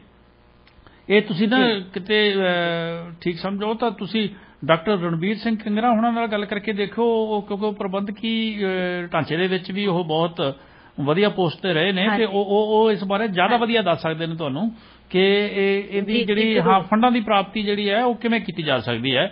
ਨਿਰਸੰਦੇਹ ਮੇਰੇ ਕਹਿਣ ਦਾ ਮਕਸਦ ਸਿਰਫ ਇੰਨਾ ਹੈ ਵੀ ਜਦੋਂ ਤੁਹਾਨੂੰ ਘਰੋਂ ਖਰਚ ਨਾ ਕਰਨਾ ਪਊਗਾ, ਜਦੋਂ ਤੁਹਾਡੇ ਕੋਲੇ ਉਨੇ ਕੁ ਫੰਡਸ ਜਿਹੜੇ ਹੈ ਜਿੰਨੇ ਕੁ ਤੁਹਾਡੇ ਕਾਰਜਾਂ ਨੂੰ ਨੇਪਰੇ ਚੜਾਉਣ ਵਾਸਤੇ ਤੁਹਾਨੂੰ ਮਿਲਦੇ ਰਹਿਣਗੇ, ਤਾਂ ਤੁਸੀਂ ਹੋਰ ਉਤਸ਼ਾਹ ਨਾਲ ਕੰਮ ਕਰੋਗੇ। ਤੁਹਾਡੀ ਸੇਵਾ ਪਹਿਲਾਂ ਵੀ ਜੀ ਜੀ ਜੀ ਸਾਡੇ ਹੁਣ ਸੰਸਥਾ ਦੇ ਨਵੇਂ ਸਾਲ ਦੇ ਉੱਪਰ 3 ਪ੍ਰੋਜੈਕਟ ਆ ਰਹੇ ਨੇ, ਤਾਂ ਉਸ ਪ੍ਰੋਜੈਕਟ ਦੇ ਲਈ ਸਾਡੇ ਸੰਸਥਾ ਦੇ ਦੇਖੋ ਇੱਕ ਇਕੱਲਾ ਬੰਦਾ ਕਹਿੰਦੇ ਕੁਝ ਨਹੀਂ ਕਰ ਸਕਦਾ, ਹਨਾ। ਹੁਣ ਤੱਕ ਮੈਂ ਇਕੱਲੀ ਹੀ ਤੁਰੀ ਸੀ ਤਾਂ ਨਹੀਂ ਇੰਨੀ ਸੋਚੀ ਸੀ, ਠੀਕ ਹੈ, ਆਪਣਾ ਸਮਾਨ ਚੱਕਦੇ ਸੀ, ਆਪਣਾ ਕਿਤਾਬ ਚੱਕਦੇ ਸੀ ਤੇ ਚਲੋ ਸਕੂਲ ਤੇ ਵੱਲ ਚਲੇ ਜਾਂਦੇ ਸੀ, ਹਨਾ। ਪਰ ਹੁਣ ਜਿਵੇਂ ਮੈਂਬਰ ਨਾਲ ਜੁੜ ਗਏ ਨੇ, ਕਹਿੰਦੇ ਮੇਰੇ ਨਾਲ ਬੜੀਆਂ ਸਾਰੀਆਂ ਬਾਹਾਂ ਜੁੜ ਗਈਆਂ ਨੇ, ਹਨਾ। ਤਾਂ ਕੋਈ ਵੀਰ ਹੈ, ਵੱਡਾ ਵੀਰ ਹੈ, ਉਹਨੇ ਕਹਿਤਾ ਕਿ ਨਹੀਂ ਭੈਣ ਜੀ ਆਪਾਂ ਇਸ ਤਰ੍ਹਾਂ ਵੀ ਕਰੀਏ। ਕੋਈ ਭੈਣ ਹੈ, ਉਹਨੇ ਕਿਹਾ ਨਹੀਂ ਆਪਾਂ ਇਸ ਤਰ੍ਹਾਂ ਵੀ ਕਰਦੇ ਹਾਂ, ਅਸੀਂ ਇੰਨਾ ਸਹਿਯੋਗ ਦਿੰਦੇ ਹਾਂ। ਤਾਂ ਸਾਡੇ ਮੇਰੇ ਜਿਹੜੇ ਟੀਮ ਮੈਂਬਰ ਨੇ, ਮੈਨੂੰ ਬੜਾ ਮਾਣ ਹੈ ਆਪਣੀ ਪੂਰੀ ਟੀਮ ਦੇ ਉੱਪਰ। ਤਾਂ ਜਿੱਥੋਂ ਵੀ ਨੇ ਮੈਨੂੰ ਪੂਰਾ ਸਹਿਯੋਗ ਦਿੰਦੇ ਨੇ, ਮੇਰੇ ਨਾਲ ਗੱਲਬਾਤ ਕਰਦੇ ਰਹਿੰਦੇ ਨੇ, ਬੜੇ ਸਾਰੇ ਆਈਡੀਆਜ਼ ਵੀ ਦਿੰਦੇ ਨੇ, ਕਿਉਂਕਿ ਕਹਿੰਦੇ ਨੇ ਇਕੱਲਾ ਦਿਮਾਗ ਕੁਝ ਨਹੀਂ ਸੋਚ ਸਕਦਾ ਹੈਗਾ, ਨਾਲ ਬੜੇ ਜਾਣੇ ਚਾਹੀਦੇ ਹੁੰਦੇ ਨੇ ਤੁਹਾਨੂੰ। ਤਾਂ ਜਿਹੜੀ ਹੁਣ ਟੀਮ ਮੇਰੇ ਨਾਲ ਜਿਹੜਾ ਕਾਰਵਾ ਜੁੜਿਆ ਹੈ, ਉਹ ਬੜੇ ਸਾਰੇ ਸਾਡੇ ਹੁਣ ਜਿਸ ਤਰ੍ਹਾਂ ਪ੍ਰੋਜੈਕਟ 3 ਪ੍ਰੋਜੈਕਟ ਸਾਡੇ ਹੁਣ ਰਨਿੰਗ ਨੇ। ਉਮੀਦ ਹੈ ਕਿ ਨਵੇਂ ਸਾਲ ਤੱਕ ਸਾਡੇ ਕੋਲੇ ਆ ਜਾਣਗੇ, ਤਾਂ ਉਹਦੇ ਬਾਰੇ ਵੀ ਫਿਰ ਅੱਗੇ ਆਪਾਂ ਜ਼ਰੂਰ ਜਾਣਕਾਰੀ ਦੇਵਾਂਗੇ। ਤਾਂ ਉਹ ਪ੍ਰੋਜੈਕਟ ਦੇ ਉੱਪਰ ਕੰਮ ਚੱਲ ਰਿਹਾ ਹੈ। ਤਾਂ ਹੁਣ ਉਹਦੇ ਵਾਸਤੇ ਜਦ ਸਾਨੂੰ ਫੰਡਿੰਗ ਚਾਹੀਦੀ ਸੀ, ਕਿਉਂਕਿ ਉਹ ਪ੍ਰੋਜੈਕਟ ਅਸੀਂ ਬਾਹਰੋਂ ਤਿਆਰ ਕਰਵਾ ਰਹੇ ਸੀ, ਤਾਂ ਉਹਦੇ ਲਈ ਫੰਡਿੰਗ ਚਾਹੀਦੀ ਸੀ। ਔਰ ਇਕੱਲੇ ਲਈ ਉਸ ਪ੍ਰੋਜੈਕਟ ਲਈ, ਤਿੰਨੋਂ ਪ੍ਰੋਜੈਕਟ ਲਈ ਫੰਡਿੰਗ ਕਰਨਾ ਆਸਾਨ ਨਹੀਂ ਸੀ। ਤਾਂ ਉਸ ਤੋਂ ਬਾਅਦ ਅਸੀਂ ਸਾਡੇ ਟੀਮ ਮੈਂਬਰਸ ਨੇ ਕੁਝ ਸਹਿਯੋਗ ਦਿੱਤਾ, ਕੁਝ ਅਸੀਂ ਬਾਹਰੋਂ ਮਦਦ ਲਿੱਤੀ ਕਿ ਸਾਨੂੰ ਕਿਸੇ ਹੋਰ ਬਾਹਰੋਂ ਸੰਸਥਾ ਵੱਲੋਂ ਸਾਨੂੰ ਮਦਦ ਮਿਲ ਜਾਵੇ। ਤੇ ਇਸ ਕਰਕੇ ਅਸੀਂ ਹੁਣ ਕਰਦੇ ਰਹਿੰਦੇ ਹਾਂ। ਹੁਣੇ ਅਸੀਂ ਜਿਹੜਾ NGO ਦਾ ਅਕਾਊਂਟ ਹੈ ਉਹ ਅਸੀਂ ਓਪਨ ਕਰਵਾਇਆ ਹੈ, ਕਿਉਂਕਿ ਪਰਸਨਲ ਅਕਾਊਂਟ ਦੇ ਵਿੱਚ ਤੁਸੀਂ ਪੈਸਾ ਨਹੀਂ ਲੈ ਸਕਦੇ ਜੀ। ਤਾਂ ਇਸ ਕਰਕੇ NGO ਦਾ ਅਕਾਊਂਟ ਓਪਨ ਕਰਵਾਇਆ ਹੈ। ਪੂਰਾ ਵੇਰਵਾ ਉਹਦੇ ਵਿੱਚ ਲਿਖਿਆ ਜਾਂਦਾ ਹੈ, ਸਾਡੇ ਕੋਲ ਰਜਿਸਟਰ ਲੱਗਿਆ ਹੋਇਆ ਹੈ ਕਿ ਉਹਦੇ ਉੱਪਰ ਕਿ ਕਿੰਨੀ ਰਾਸ਼ੀ ਕਿੱਥੇ ਯੂਜ਼ ਹੋਈ ਹੈ। ਤਾਂ ਜੇ ਕਿਸੇ ਸੰਸਥਾ ਨੂੰ, ਕਿਸੇ ਟੀਮ ਨੂੰ ਪ੍ਰੋਜੈਕਟ ਵਾਸਤੇ ਕੋਈ ਬਿੱਲ ਵੀ ਜਾਏਗਾ ਤਾਂ ਉਹ ਪ੍ਰੋਪਰ ਉਹਦੇ ਲਈ ਜਾਏਗਾ, ਤਾਂ ਉਹਦਾ ਵੀ ਵੇਰਵਾ ਦਿੱਤਾ ਜਾਊਗਾ। ਤਾਂ ਸਾਰਾ ਕੁਝ ਹੀ ਅਸੀਂ ਮੇਨਟੇਨ ਕਰ ਰਹੇ ਹਾਂ। ਬਟ ਹੌਲੀ ਹੌਲੀ ਜਿਸ ਤਰ੍ਹਾਂ ਤੁਸੀਂ ਕਿਹਾ, ਤਾਂ ਹੁਣ ਅਸੀਂ ਕਿੰਗਰਾ ਸਰ ਤੋਂ ਵੀ ਅਸੀਂ ਹੋਰ ਜਾਣਕਾਰੀ ਲਵਾਂਗੇ। ਅਗਵਾਈ ਲੈਣੀ ਚਾਹੀਦੀ ਹੈ, ਕਿਉਂਕਿ ਜਿਸ ਬੰਦੇ ਜਿਸ ਤਰ੍ਹਾਂ ਦੀ ਸਮਰੱਥਾ ਹੈਗੀ ਆ ਉਹਨੂੰ ਵਰਤ ਲੈਣਾ ਚਾਹੀਦਾ ਹੈ। ਮੈਨੂੰ ਨਹੀਂ ਪਤਾ ਤੁਹਾਡੀ ਅਜੇ ਤੱਕ ਪਹੁੰਚ ਹੋਈ ਕਿ ਨਹੀਂ ਹੋਈ, ਲੇਕਿਨ ਜਿਹੜੇ ਕਮਿਸ਼ਨਰ ਪੁਲਿਸ ਲੁਧਿਆਣਾ ਸਰਦਾਰ ਮਨਦੀਪ ਸਿੰਘ ਸਿੱਧੂ ਨੇ, ਔਰ ਉਹ ਇਸ ਕੰਮ ਨੂੰ ਬਹੁਤ ਉੱਡ ਕੇ ਲੈਂਦੇ ਨੇ। ਔਰ ਉਹ ਆਪਣੇ ਤੁਹਾਨੂੰ ਪਤਾ ਹੋਣਾ ਵੀ ਉਹ ਆਪਦੀ ਤਨਖਾਹ ਚੋਂ ਹਰ ਮਹੀਨੇ 35,000 ਰੁਪਇਆ ਜਿਹੜਾ ਉਹ ਉਹਨਾਂ ਲੜਕੀਆਂ ਨੂੰ ਪੜ੍ਹਾਉਣ ਵਾਸਤੇ, ਜਿਨ੍ਹਾਂ ਦੇ ਉਹ ਪੜ੍ਹਨਾ ਚਾਹੁੰਦੀਆਂ ਲੇਕਿਨ ਉਹਨਾਂ ਦਾ ਜਿਹੜੀ ਆਰਥਿਕ ਹਾਲਤ ਹੈ ਉਹ ਅਲਾਓ ਨਹੀਂ ਕਰਦੀ, ਉਹ ਉਹਨਾਂ ਦੀ ਮਦਦ ਕਰਨਾ, ਤੇ ਉਹਨਾਂ ਦੀਆਂ ਫੀਸਾਂ ਵਗੈਰਾ ਭਰ ਰਹੇ ਨੇ ਹਰ ਮਹੀਨੇ 35,000 ਰੁਪਇਆ। ਤੁਸੀਂ ਦੇਖੋ ਵੀ ਕਿੰਨੀ ਵੱਡੀ ਗੱਲ ਹੈ। ਬੜੇ ਹੀ ਦਰਿਆ ਦਿਲ ਇਨਸਾਨ ਨੇ। ਔਰ ਜਦੋਂ SSP ਸੰਗਰੂਰ ਸੀ ਤਾਂ ਮੈਂ ਉਹਨਾਂ ਨਾਲ ਮੁਲਾਕਾਤ ਕੀਤੀ ਸੀ, ਅਸੀਂ ਮਿਲ ਕੇ ਆਏ ਸੀ। ਔਰ ਸਾਡੀ ਹਮੇਸ਼ਾ ਹੀ ਫੇਸਬੁੱਕ ਦੇ ਉੱਪਰ ਰਾਬਤਾ ਹੁੰਦੀ ਰਹਿੰਦੀ ਹੈ। ਪਰ ਮੈਂ ਤੁਹਾਨੂੰ ਦੱਸਦੀ ਹਾਂ ਕਿ ਮੈਂ ਕਦੇ ਵੀ ਅੱਜ ਤੱਕ NGO ਦਾ ਅਕਾਊਂਟ ਕਿਉਂ ਨਹੀਂ ਸੀ ਖੁੱਲਿਆ, ਇਹਦੀ ਮੈਂ ਤੁਹਾਨੂੰ ਕਾਰਨ ਦੱਸਦੀ ਹਾਂ। ਕਿਉਂਕਿ ਜਦੋਂ ਅਸੀਂ NGO ਦਾ ਨਾਮ ਲੈਂਦੇ ਹਾਂ ਨਾ, ਅਕਸਰ ਹੀ ਲੋਕਾਂ ਦੇ ਦਿਮਾਗ 'ਚ ਆ ਜਾਂਦਾ ਫੰਡ ਇਕੱਠਾ ਕਰਨਾ। ਬਿਲਕੁਲ ਹੈ ਨਾ, ਇਹ ਤਾਂ ਫੰਡ ਇਕੱਠਾ ਕਰਦੇ ਨੇ, ਖਾਣ ਦਾ ਢੰਗ। ਪਰ ਅਸੀਂ ਉਹ ਦਿਮਾਗ ਲੋਕਾਂ ਕੋਲੇ ਹੁੰਦਾ ਵੀ ਇਹ ਖਾਣ ਦਾ ਢੰਗ ਹੈ ਇਹਨਾਂ ਦਾ। ਜੀ। ਔਰ ਅਸੀਂ ਕਦੇ ਵੀ ਨਾ ਕਿਸੇ ਤੋਂ ਵੀ 1 ਰੁਪਇਆ ਨਹੀਂ ਲਿੱਤਾ ਹੈਗਾ, ਇਸੇ ਕਰਕੇ ਕਿਉਂਕਿ ਸਾਨੂੰ ਬੋਲਣ ਵਾਸਤੇ ਕਿਸੇ ਦੀ ਲੋੜ ਨਹੀਂ, ਕਿਸੇ ਪੈਸੇ ਦੀ ਲੋੜ ਨਹੀਂ। ਹੁਣ ਮੈਂ ਜਾ ਕੇ ਸਕੂਲਾਂ ਦੇ ਵਿੱਚ ਬੋਲਣਾ ਹੈ, ਜਾਂ ਮੇਰੇ ਟੀਮ ਮੈਂਬਰ ਨੇ ਸਕੂਲਾਂ 'ਚ ਜਾ ਕੇ ਬੋਲਣਾ, ਉਹਨਾਂ ਨੂੰ ਪੈਸੇ ਦੀ ਲੋੜ ਨਹੀਂ ਹੈ। ਜਿੰਨਾ ਵੀ ਸਾਡਾ ਬੱਸਾਂ ਦਾ ਕਿਰਾਇਆ ਲੱਗਦਾ, ਪਹਿਲੀ ਗੱਲ ਤਾਂ ਪੰਜਾਬ ਦੇ ਵਿੱਚ ਆਧਾਰ ਕਾਰਡ ਦੇ ਉੱਪਰ ਹੀ ਅਸੀਂ ਚਲੇ ਜਾਂਦੇ ਹਾਂ। ਤੁਹਾਨੂੰ ਸੱਚੀ ਗੱਲ ਦੱਸਾਂ, ਮੈਨੂੰ ਤਾਂ ਜਦੋਂ ਦੀ ਕਹਿੰਦੇ ਨੇ ਕਿ ਸਰਕਾਰ ਕਹਿੰਦੇ ਆਧਾਰ ਕਾਰਡ ਬੰਦ ਕਰ ਦੋ, ਤਾਂ ਮੈਨੂੰ ਉੱਥੇ ਫਿਰ ਕਿਰਾਇਆ ਲਾਣਾ ਪਊਗਾ, ਫਿਕਰ ਪੈ ਜਾਂਦਾ ਹੈ ਹਨਾ। ਔਰ ਮੈਨੂੰ ਬੜੀ ਸਹੂਲਤ ਹੈ, ਮੈਂ ਸੱਚੀ ਕਹਿੰਦੀ ਹਾਂ, ਮੈਂ ਤਾਂ ਬਹੁਤ ਖੁਸ਼ ਹਾਂ ਜਦੋਂ ਦਾ ਪੰਜਾਬ ਸਰਕਾਰ ਨੇ ਆਧਾਰ ਕਾਰਡ ਦਾ ਐਲਾਨ ਕੀਤਾ ਸੀ।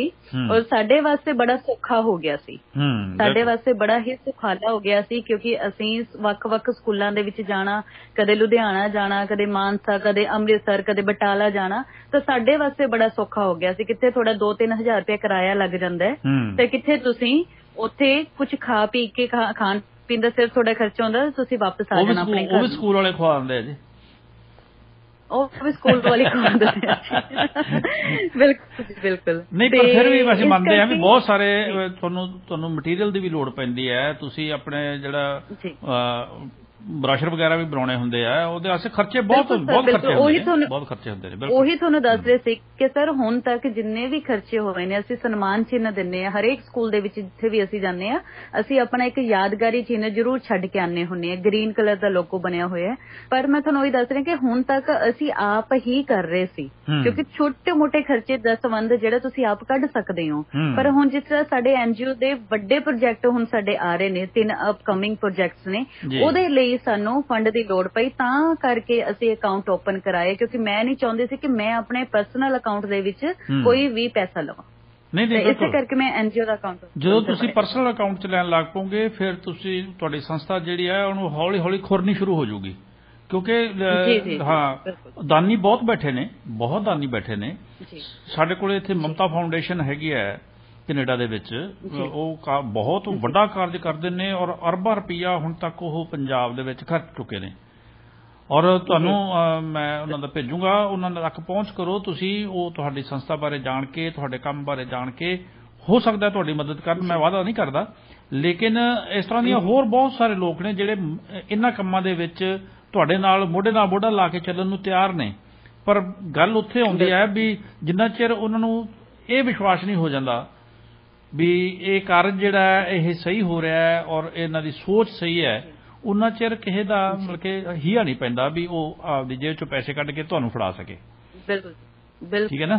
ਹਾਂ, ਇਸ ਕਰਕੇ ਇਹ ਜ਼ਰੂਰੀ ਹੈ ਕਿ ਤੁਸੀਂ ਪ੍ਰੋਪਰ ਜਿਹੜੀ ਹੈ ਪਹੁੰਚ ਦਾ ਸਿਲਸਿਲਾ ਅਪਣਾਓ ਔਰ ਲੋਕ ਵੀ ਜਿਹੜੇ ਹੈ ਉਹ ਤੁਸੀਂ ਆਪਣੇ ਕੰਮਾਂ ਨੂੰ ਵੱਧ ਤੋਂ ਵੱਧ ਲੋਕਾਂ ਤੱਕ ਪਹੁੰਚਦਾ ਕਰੋਗੇ ਨਾ ਜਦੋਂ, ਤੇ ਜ਼ਰੂਰ ਤੁਹਾਡੀ ਜਿਹੜੀ ਹੈ ਲੋਕ ਮਦਦ ਕਰਨਗੇ ਔਰ ਤੁਹਾਡੀ ਸੰਸਥਾ ਜਿਹੜੀ ਹੈ ਉਹ ਦਿਨ ਦੁਗਣੀ ਰਾਤ ਚੌਗਣੀ ਤਰੱਕੀ ਕਰੂਗੀ। ਔਰ ਮੈਂ ਤੁਹਾਡੇ ਤੋਂ ਆਖਰੀ ਸਵਾਲ ਵਜੋਂ, ਸਾਡੇ ਕੋਲ ਸਿਰਫ 7 ਮਿੰਟ ਦਾ ਸਮਾਂ ਬਾਕੀ ਰਹਿ ਗਿਆ ਮੈਡਮ ਜੀ, ਵੀ ਪਰਿਵਾਰ ਵੱਲੋਂ ਤੁਹਾਨੂੰ ਸਹਿਯੋਗ ਕਿਵੇਂ ਮਿਲਦਾ ਹੈ ਜੀ? ਸਥਿਤੀ ਉਹ ਜਿਹੜੀ ਹੈ ਉਹ ਸੁਖਾਲੀ ਚੱਲਦੀ ਹੈ, ਤੁਹਾਡੇ ਨਾਲ ਸਹਿਯੋਗ ਕਰਦੇ ਨੇ ਜਾਂ ਫਿਰ ਟੋਕਾ ਟਕਾਈ ਹੁੰਦੀ ਰਹਿੰਦੀ ਹੈ ਵੀ ਤੂੰ ਛੱਡ ਪਰੇ ਆਰਾਮ ਕਰ, ਤੂੰ ਕੀ ਲੈਣਾ ਹੈ ਨਾ? ਇਹ ਆਮ ਘਰਾਂ 'ਚ ਹੁੰਦਾ, ਜਦੋਂ ਕੁੜੀਆਂ ਬਾਹਰ ਨਿਕਲਦੀਆਂ ਨਾ ਜਾਂ ਔਰਤਾਂ ਘਰੋਂ ਬਾਹਰ ਨਿਕਲਦੀਆਂ ਤਾਂ ਉਹਨਾਂ ਨੂੰ ਇਹੀ ਗੱਲ ਕਿਹਾ ਜਾਂਦਾ ਵੀ ਤੂੰ ਕੀ ਲੈਣਾ, ਠੀਕ ਹੈ ਨਾ।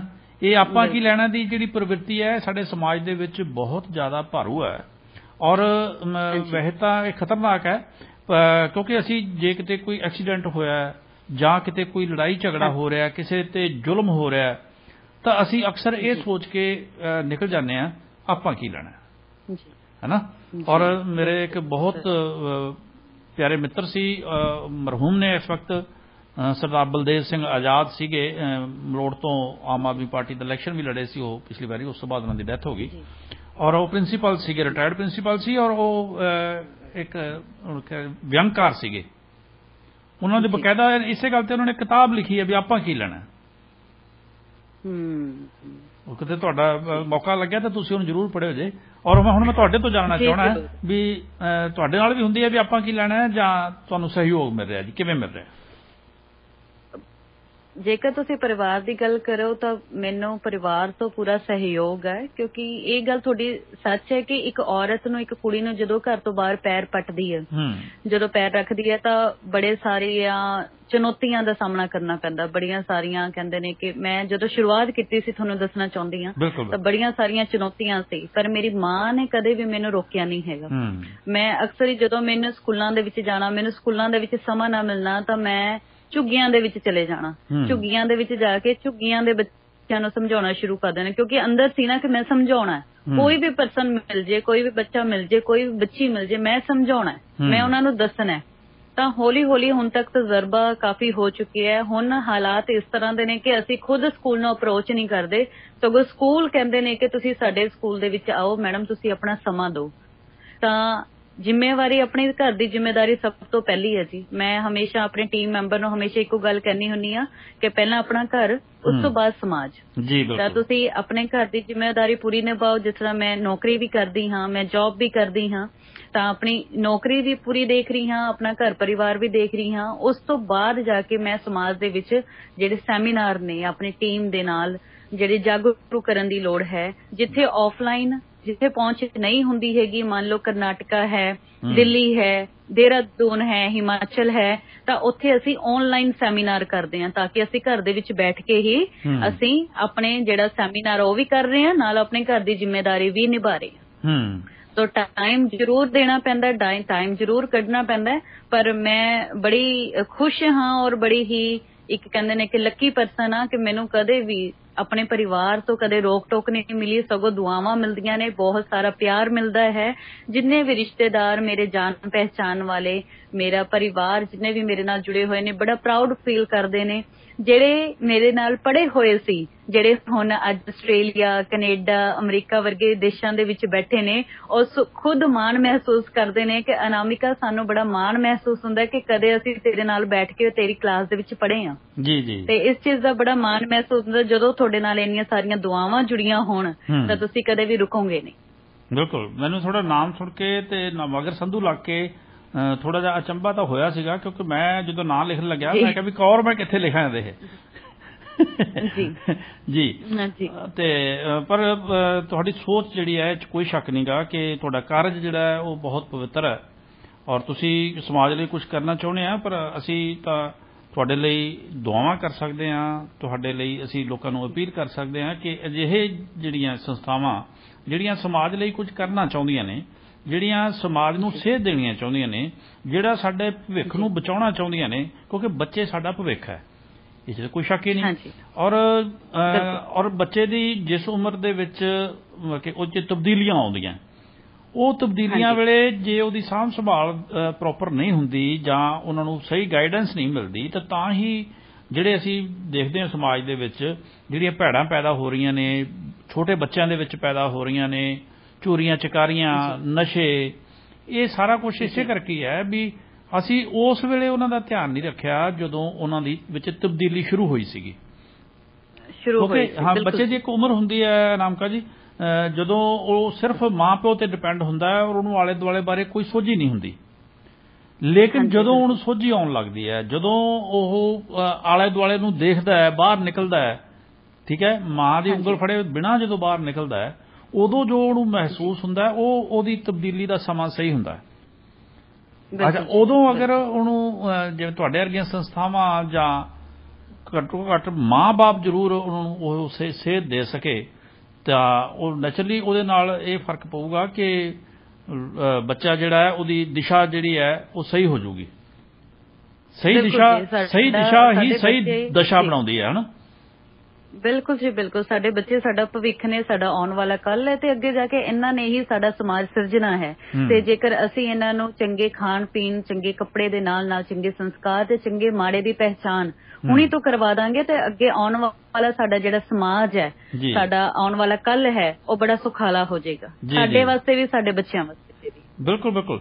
ਅਨਾਮਿਕਾ ਜੀ, ਇੱਕ ਤੁਸੀਂ ਪ੍ਰਾਈਵੇਟ ਸਕੂਲਾਂ 'ਚ ਵੀ ਪਹੁੰਚ ਕਰਦੇ ਹੋ, ਤੁਸੀਂ ਮੈਨੇਜਮੈਂਟ ਨਾਲ ਇਹ ਵੀ ਜ਼ਰੂਰ ਗੱਲ ਕਰਿਆ ਕਰੋ ਕਿ ਪ੍ਰਾਈਵੇਟ ਸਕੂਲ ਵੇਖੋ ਸਰਕਾਰੀ ਸਕੂਲਾਂ ਦਾ ਤਾਂ ਚਲੋ ਹੋ ਸਕਦਾ ਵੀ ਉਹ ਕੋਈ ਪੀਰੀਅਡ ਨਾ ਵਧਾ ਸਕਦੇ ਹੋਣ ਜਾਂ ਪੀਰੀਅਡ ਨੂੰ ਇਸ ਤਰ੍ਹਾਂ ਐਡਜਸਟ ਨਾ ਕਰ ਸਕਦੇ ਹੋਣ ਵੀ ਇੱਕ ਪੀਰੀਅਡ ਜਿਹੜਾ ਹੈ ਉਹ ਰੋਜ਼ ਇਸੇ ਵਿਸ਼ੇ ਤੇ ਹੀ ਗੱਲ ਹੋਵੇ, ਚਾਹੇ ਉਹ ਛੋਟਾ 15 ਮਿੰਟ ਦਾ ਹੀ ਹੋਵੇ।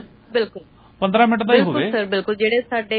ਜਿਹੜੇ ਸਾਡੇ ਆਉਣ ਵਾਲੇ ਅਪਕਮਿੰਗ 3 ਪ੍ਰੋਜੈਕਟ ਨੇ ਸਰ, ਤਾਂ ਅੱਗੇ ਵੀ ਜਦੋਂ ਕਦੇ ਸਾਡੀ ਨਵੇਂ ਸਾਲ ਦੇ ਵਿੱਚ ਜਦੋਂ ਰਾਬਤਾ ਹੋਏਗੀ ਤਾਂ ਤੁਹਾਨੂੰ ਉਹਨਾਂ ਬਾਰੇ ਵੀ ਮੈਂ ਜਾਣਕਾਰੀ ਜ਼ਰੂਰ ਦਵਾਂਗੀ ਔਰ ਤੁਹਾਨੂੰ ਜਾਣ ਕੇ ਬੜੀ ਖੁਸ਼ੀ ਹੋਏਗੀ ਕਿ ਇਹ ਜਿਹੜੇ ਪ੍ਰੋਜੈਕਟ ਨੇ ਅਸੀਂ ਸਰਕਾਰੀ ਸਕੂਲ ਤੇ ਜਿਹੜੇ CBSE ਸਕੂਲਸ ਨੇ ਅਸੀਂ ਉਹਨਾਂ ਵਾਸਤੇ ਬਣਾਏ ਨੇ ਔਰ ਸਿਰਫ ਪੰਜਾਬ ਹੀ ਨਹੀਂ ਪੂਰੇ ਦੇਸ਼ ਵਾਸਤੇ ਬਣਾਏ ਨੇ। ਅਸੀਂ ਹੌਲੀ ਚੱਲ ਰਹੇ ਹਾਂ ਲੇਕਿਨ ਅਸੀਂ ਬਹੁਤ ਅੱਗੇ ਜਾਣਾ ਹੈ। Slow and study wins the race, ਤੁਸੀਂ ਜ਼ਰੂਰ ਜਿੱਤੋਗੇ ਔਰ ਤੁਹਾਡੇ ਮੰਜ਼ਿਲ ਜਿਹੜੀ ਹੈ ਤੁਹਾਡਾ ਇੰਤਜ਼ਾਰ ਕਰ ਰਹੀ ਹੈ। ਤੇ ਅਨਾਮਿਕਾ ਜੀ, ਤੁਹਾਨੂੰ ਮੁਬਾਰਕਬਾਦ ਵੀ ਦਿੰਦੇ ਆ ਕਿ ਤੁਸੀਂ ਏਡਾ ਜਿਹੜਾ ਪਵਿੱਤਰ ਕਾਰਜ ਜਿਹੜਾ ਉਹ ਕਰ ਰਹੇ ਹੋ ਔਰ ਅਸੀਂ ਤੁਹਾਡੇ ਲਈ ਦੁਆ ਵੀ ਕਰਦੇ ਹਾਂ ਕਿ ਤੁਹਾਨੂੰ ਸਫਲਤਾ ਮਿਲੇ, ਤੁਹਾਡੇ ਰਸਤੇ ਦੇ ਵਿੱਚ ਅੜਿੱਕੇ ਜਿਹੜੇ ਆ ਉਹ ਇਸ ਤਰ੍ਹਾਂ ਦੇ ਪੈਦਾ ਨਾ ਹੋਣ ਕਿ ਤੁਹਾਡਾ ਹੌਸਲੇ ਜਿਹੜੇ ਉਹ ਪਸਤ ਕਰ ਦੇਣ। ਸੋ ਇਸ ਕਰਕੇ ਤੁਸੀਂ ਹੋਰ ਜੋਸ਼ ਨਾਲ, ਹੋਰ ਹਿੰਮਤ ਨਾਲ ਅੱਗੇ ਵਧੋ। ਰੇਡੀਓ ਇੰਡੀਆ ਜਿਹੜਾ ਉਹ ਤੁਹਾਡੇ ਨਾਲ ਹੈ ਔਰ ਤੁਹਾਡੇ ਨਾਲ ਅਸੀਂ ਅੱਗੇ ਵਧਣ ਦੀ ਤੁਹਾਡੀ ਜਿਹੜੀ ਲੋੜ ਹੈ ਉਹਦੀ ਪੂਰਤੀ ਕਰਨ ਦੀ ਕੋਸ਼ਿਸ਼ ਕਰਾਂਗੇ। ਸੋ ਤੁਹਾਡਾ ਬਹੁਤ ਬਹੁਤ ਸ਼ੁਕਰੀਆ ਜੀ ਅੱਜ ਦੇ ਇਸ ਪ੍ਰੋਗਰਾਮ ਲਈ ਔਰ ਤੁਸੀਂ ਬਹੁਤ ਵਧੀਆ ਜਿਹੜੀ ਜਾਣਕਾਰੀਆਂ ਦਿੱਤੀਆਂ ਨੇ ਸੰਸਥਾ ਬਾਰੇ ਵੀ ਔਰ ਸਾਡੇ ਬੱਚਿਆਂ ਬਾਰੇ ਵੀ, ਉਹ ਵਾਕਿਆ ਹੀ ਸਾਡੇ ਸਰੋਤਿਆਂ ਨੂੰ ਵੀ ਬਹੁਤ ਪਸੰਦ ਆਈਆਂ ਹੋਣਗੀਆਂ। ਮੈਂ ਸਰੋਤਿਆਂ ਨੂੰ ਵੀ ਬੇਨਤੀ ਕਰੂੰਗਾ ਕਿ ਤੁਹਾਨੂੰ ਇਹ ਪ੍ਰੋਗਰਾਮ ਕਿਸ ਤਰ੍ਹਾਂ ਦਾ ਲੱਗਾ ਉਹ ਜ਼ਰੂਰ ਜਿਹੜਾ ਸਾਡੇ ਫੇਸਬੁੱਕ ਦੇ ਉੱਪਰ ਸਾਡਾ ਪੇਜ ਹੈ ਰੇਡੀਓ ਇੰਡੀਆ, ਉੱਥੇ ਜਾ ਕੇ ਤੁਸੀਂ ਜ਼ਰੂਰ ਇਹ ਆਪਣੀ ਜਿਹੜੇ ਵਿਚਾਰ ਜਿਹੜੇ ਆ ਜ਼ਰੂਰ ਦਿਓ ਜੇ, ਕਿਉਂਕਿ ਕਈ ਹੁੰਦੇ ਆ ਵੀ ਇਸ ਤਰ੍ਹਾਂ ਜਿਸ ਤਰ੍ਹਾਂ ਦਾ ਵਿਸ਼ਾ ਹੁੰਦਾ ਹੈ ਉਸ ਤਰ੍ਹਾਂ ਦੀ ਗੱਲ ਜਿਹੜੀ ਹੈ ਉਹ ਬੋਲ ਕੇ ਨਹੀਂ ਕਰ ਸਕਦੇ ਹੁੰਦੇ, ਲੇਕਿਨ ਉਹ ਲਿਖ ਕੇ ਕਰ ਸਕਦੇ ਨੇ। ਸੋ ਅਸੀਂ ਉਹਨਾਂ ਤੋਂ ਤੁਹਾਡੇ ਸਾਰਿਆਂ ਤੋਂ ਉਮੀਦ ਕਰਾਂਗੇ ਕਿ ਤੁਸੀਂ ਸਾਨੂੰ ਇਹਦੇ ਬਾਰੇ ਆਪਣੇ ਵਿਚਾਰ ਜ਼ਰੂਰ ਦਿਓਗੇ। ਸੋ ਤੁਹਾਡਾ ਬਹੁਤ ਬਹੁਤ ਸ਼ੁਕਰੀਆ ਅਨਾਮਿਕਾ ਜੀ ਔਰ ਭਵਿੱਖ ਵਿੱਚ ਵੀ ਅਸੀਂ ਤੁਹਾਡਾ ਵੀ ਸਰ ਬਹੁਤ ਬਹੁਤ ਬਹੁਤ ਸ਼ੁਕਰੀਆ ਸਰ ਤੁਹਾਡਾ, ਤੁਹਾਡੀ ਪੂਰੀ ਟੀਮ ਦਾ ਔਰ ਮੇਰੇ ਅਤੇ ਮੇਰੀ ਇੱਕ ਸੋਚ ਦੀ ਪੂਰੀ ਟੀਮ ਵੱਲੋਂ ਤੁਹਾਡਾ ਸਾਰਿਆਂ ਦਾ ਬਹੁਤ ਬਹੁਤ ਧੰਨਵਾਦ ਜੀ। ਮਿਹਰਬਾਨੀ, ਥੈਂਕ ਯੂ ਜੀ। ਸੋ ਇਹ ਸਨ ਏਕ ਸੋਚ ਸੰਸਥਾ ਦੇ ਬਾਨੀ ਅਨਾਮਿਕਾ ਸੰਧੂ ਔਰ ਮੈਂ ਚਾਹੁੰਦਾ ਹਾਂ ਕਿ ਮੇਰੀ ਦੁਆ ਹੈ ਕਿ ਸਾਰੀਆਂ ਧੀਆਂ ਜਿਹੜੀਆਂ ਉਹ ਇਸ ਤਰ੍ਹਾਂ ਦੀਆਂ ਹੋਣ ਕਿ ਉਹ ਅਨਾਮਿਕਾ ਵਰਗੀਆਂ ਕੁੜੀਆਂ ਤੋਂ ਸੇਧ ਲੈ ਕੇ ਅੱਗੇ ਵਧਣ, ਸਮਾਜ ਨੂੰ ਸੁਧਾਰਨ ਵਾਸਤੇ, ਸਮਾਜ ਨੂੰ ਇੱਕ ਸਹੀ ਦਿਸ਼ਾ ਤੇ ਦਸ਼ਾ ਦੇਣ ਵਾਸਤੇ। ਸੋ ਕਿਉਂਕਿ ਹੁਣ ਪ੍ਰੋਗਰਾਮ ਦੀ ਸਮਾਪਤੀ ਦਾ ਸਮਾਂ ਹੋ ਗਿਆ। ਮੈਨੂੰ ਬਲਦੇਵ ਸਿੰਘ ਭਾਮ ਨੂੰ ਵੀ ਦਿਓ ਇਜਾਜ਼ਤ, ਔਰ ਹੁਣ ਅਸੀਂ ਮਿਲਾਂਗੇ ਤੁਹਾਨੂੰ ਕੱਲ ਨੂੰ ਸ਼ਾਮ ਨੂੰ 5 ਵਜੇ ਤੋਂ ਲੈ ਕੇ 7 ਵਜੇ ਤੱਕ ਪ੍ਰੋਗਰਾਮ ਵਿਚਾਰ ਚਰਚਾ ਦੇ ਵਿੱਚ ਕਿਸੇ ਨਵੀਂ ਸ਼ਖਸੀਅਤ ਦੇ ਨਾਲ ਕੋਈ ਨਵਾਂ ਵਿਸ਼ਾ ਲੈ ਕੇ ਤੁਹਾਡੇ ਰੂਬਰੂ ਹੋਵਾਂਗੇ, ਤੁਹਾਡੇ ਨਾਲ ਗੱਲਾਂ ਬਾਤਾਂ ਕਰਾਂਗੇ, ਤੁਹਾਡੇ ਨਾਲ ਵਿਚਾਰ ਚਰਚਾ ਕਰਾਂਗੇ। ਸੋ ਤਦ ਤੱਕ ਲਈ ਦਿਓ ਇਜਾਜ਼ਤ, ਜਿਉਂਦੇ ਵਸਦੇ ਰਹੋ ਜੀ।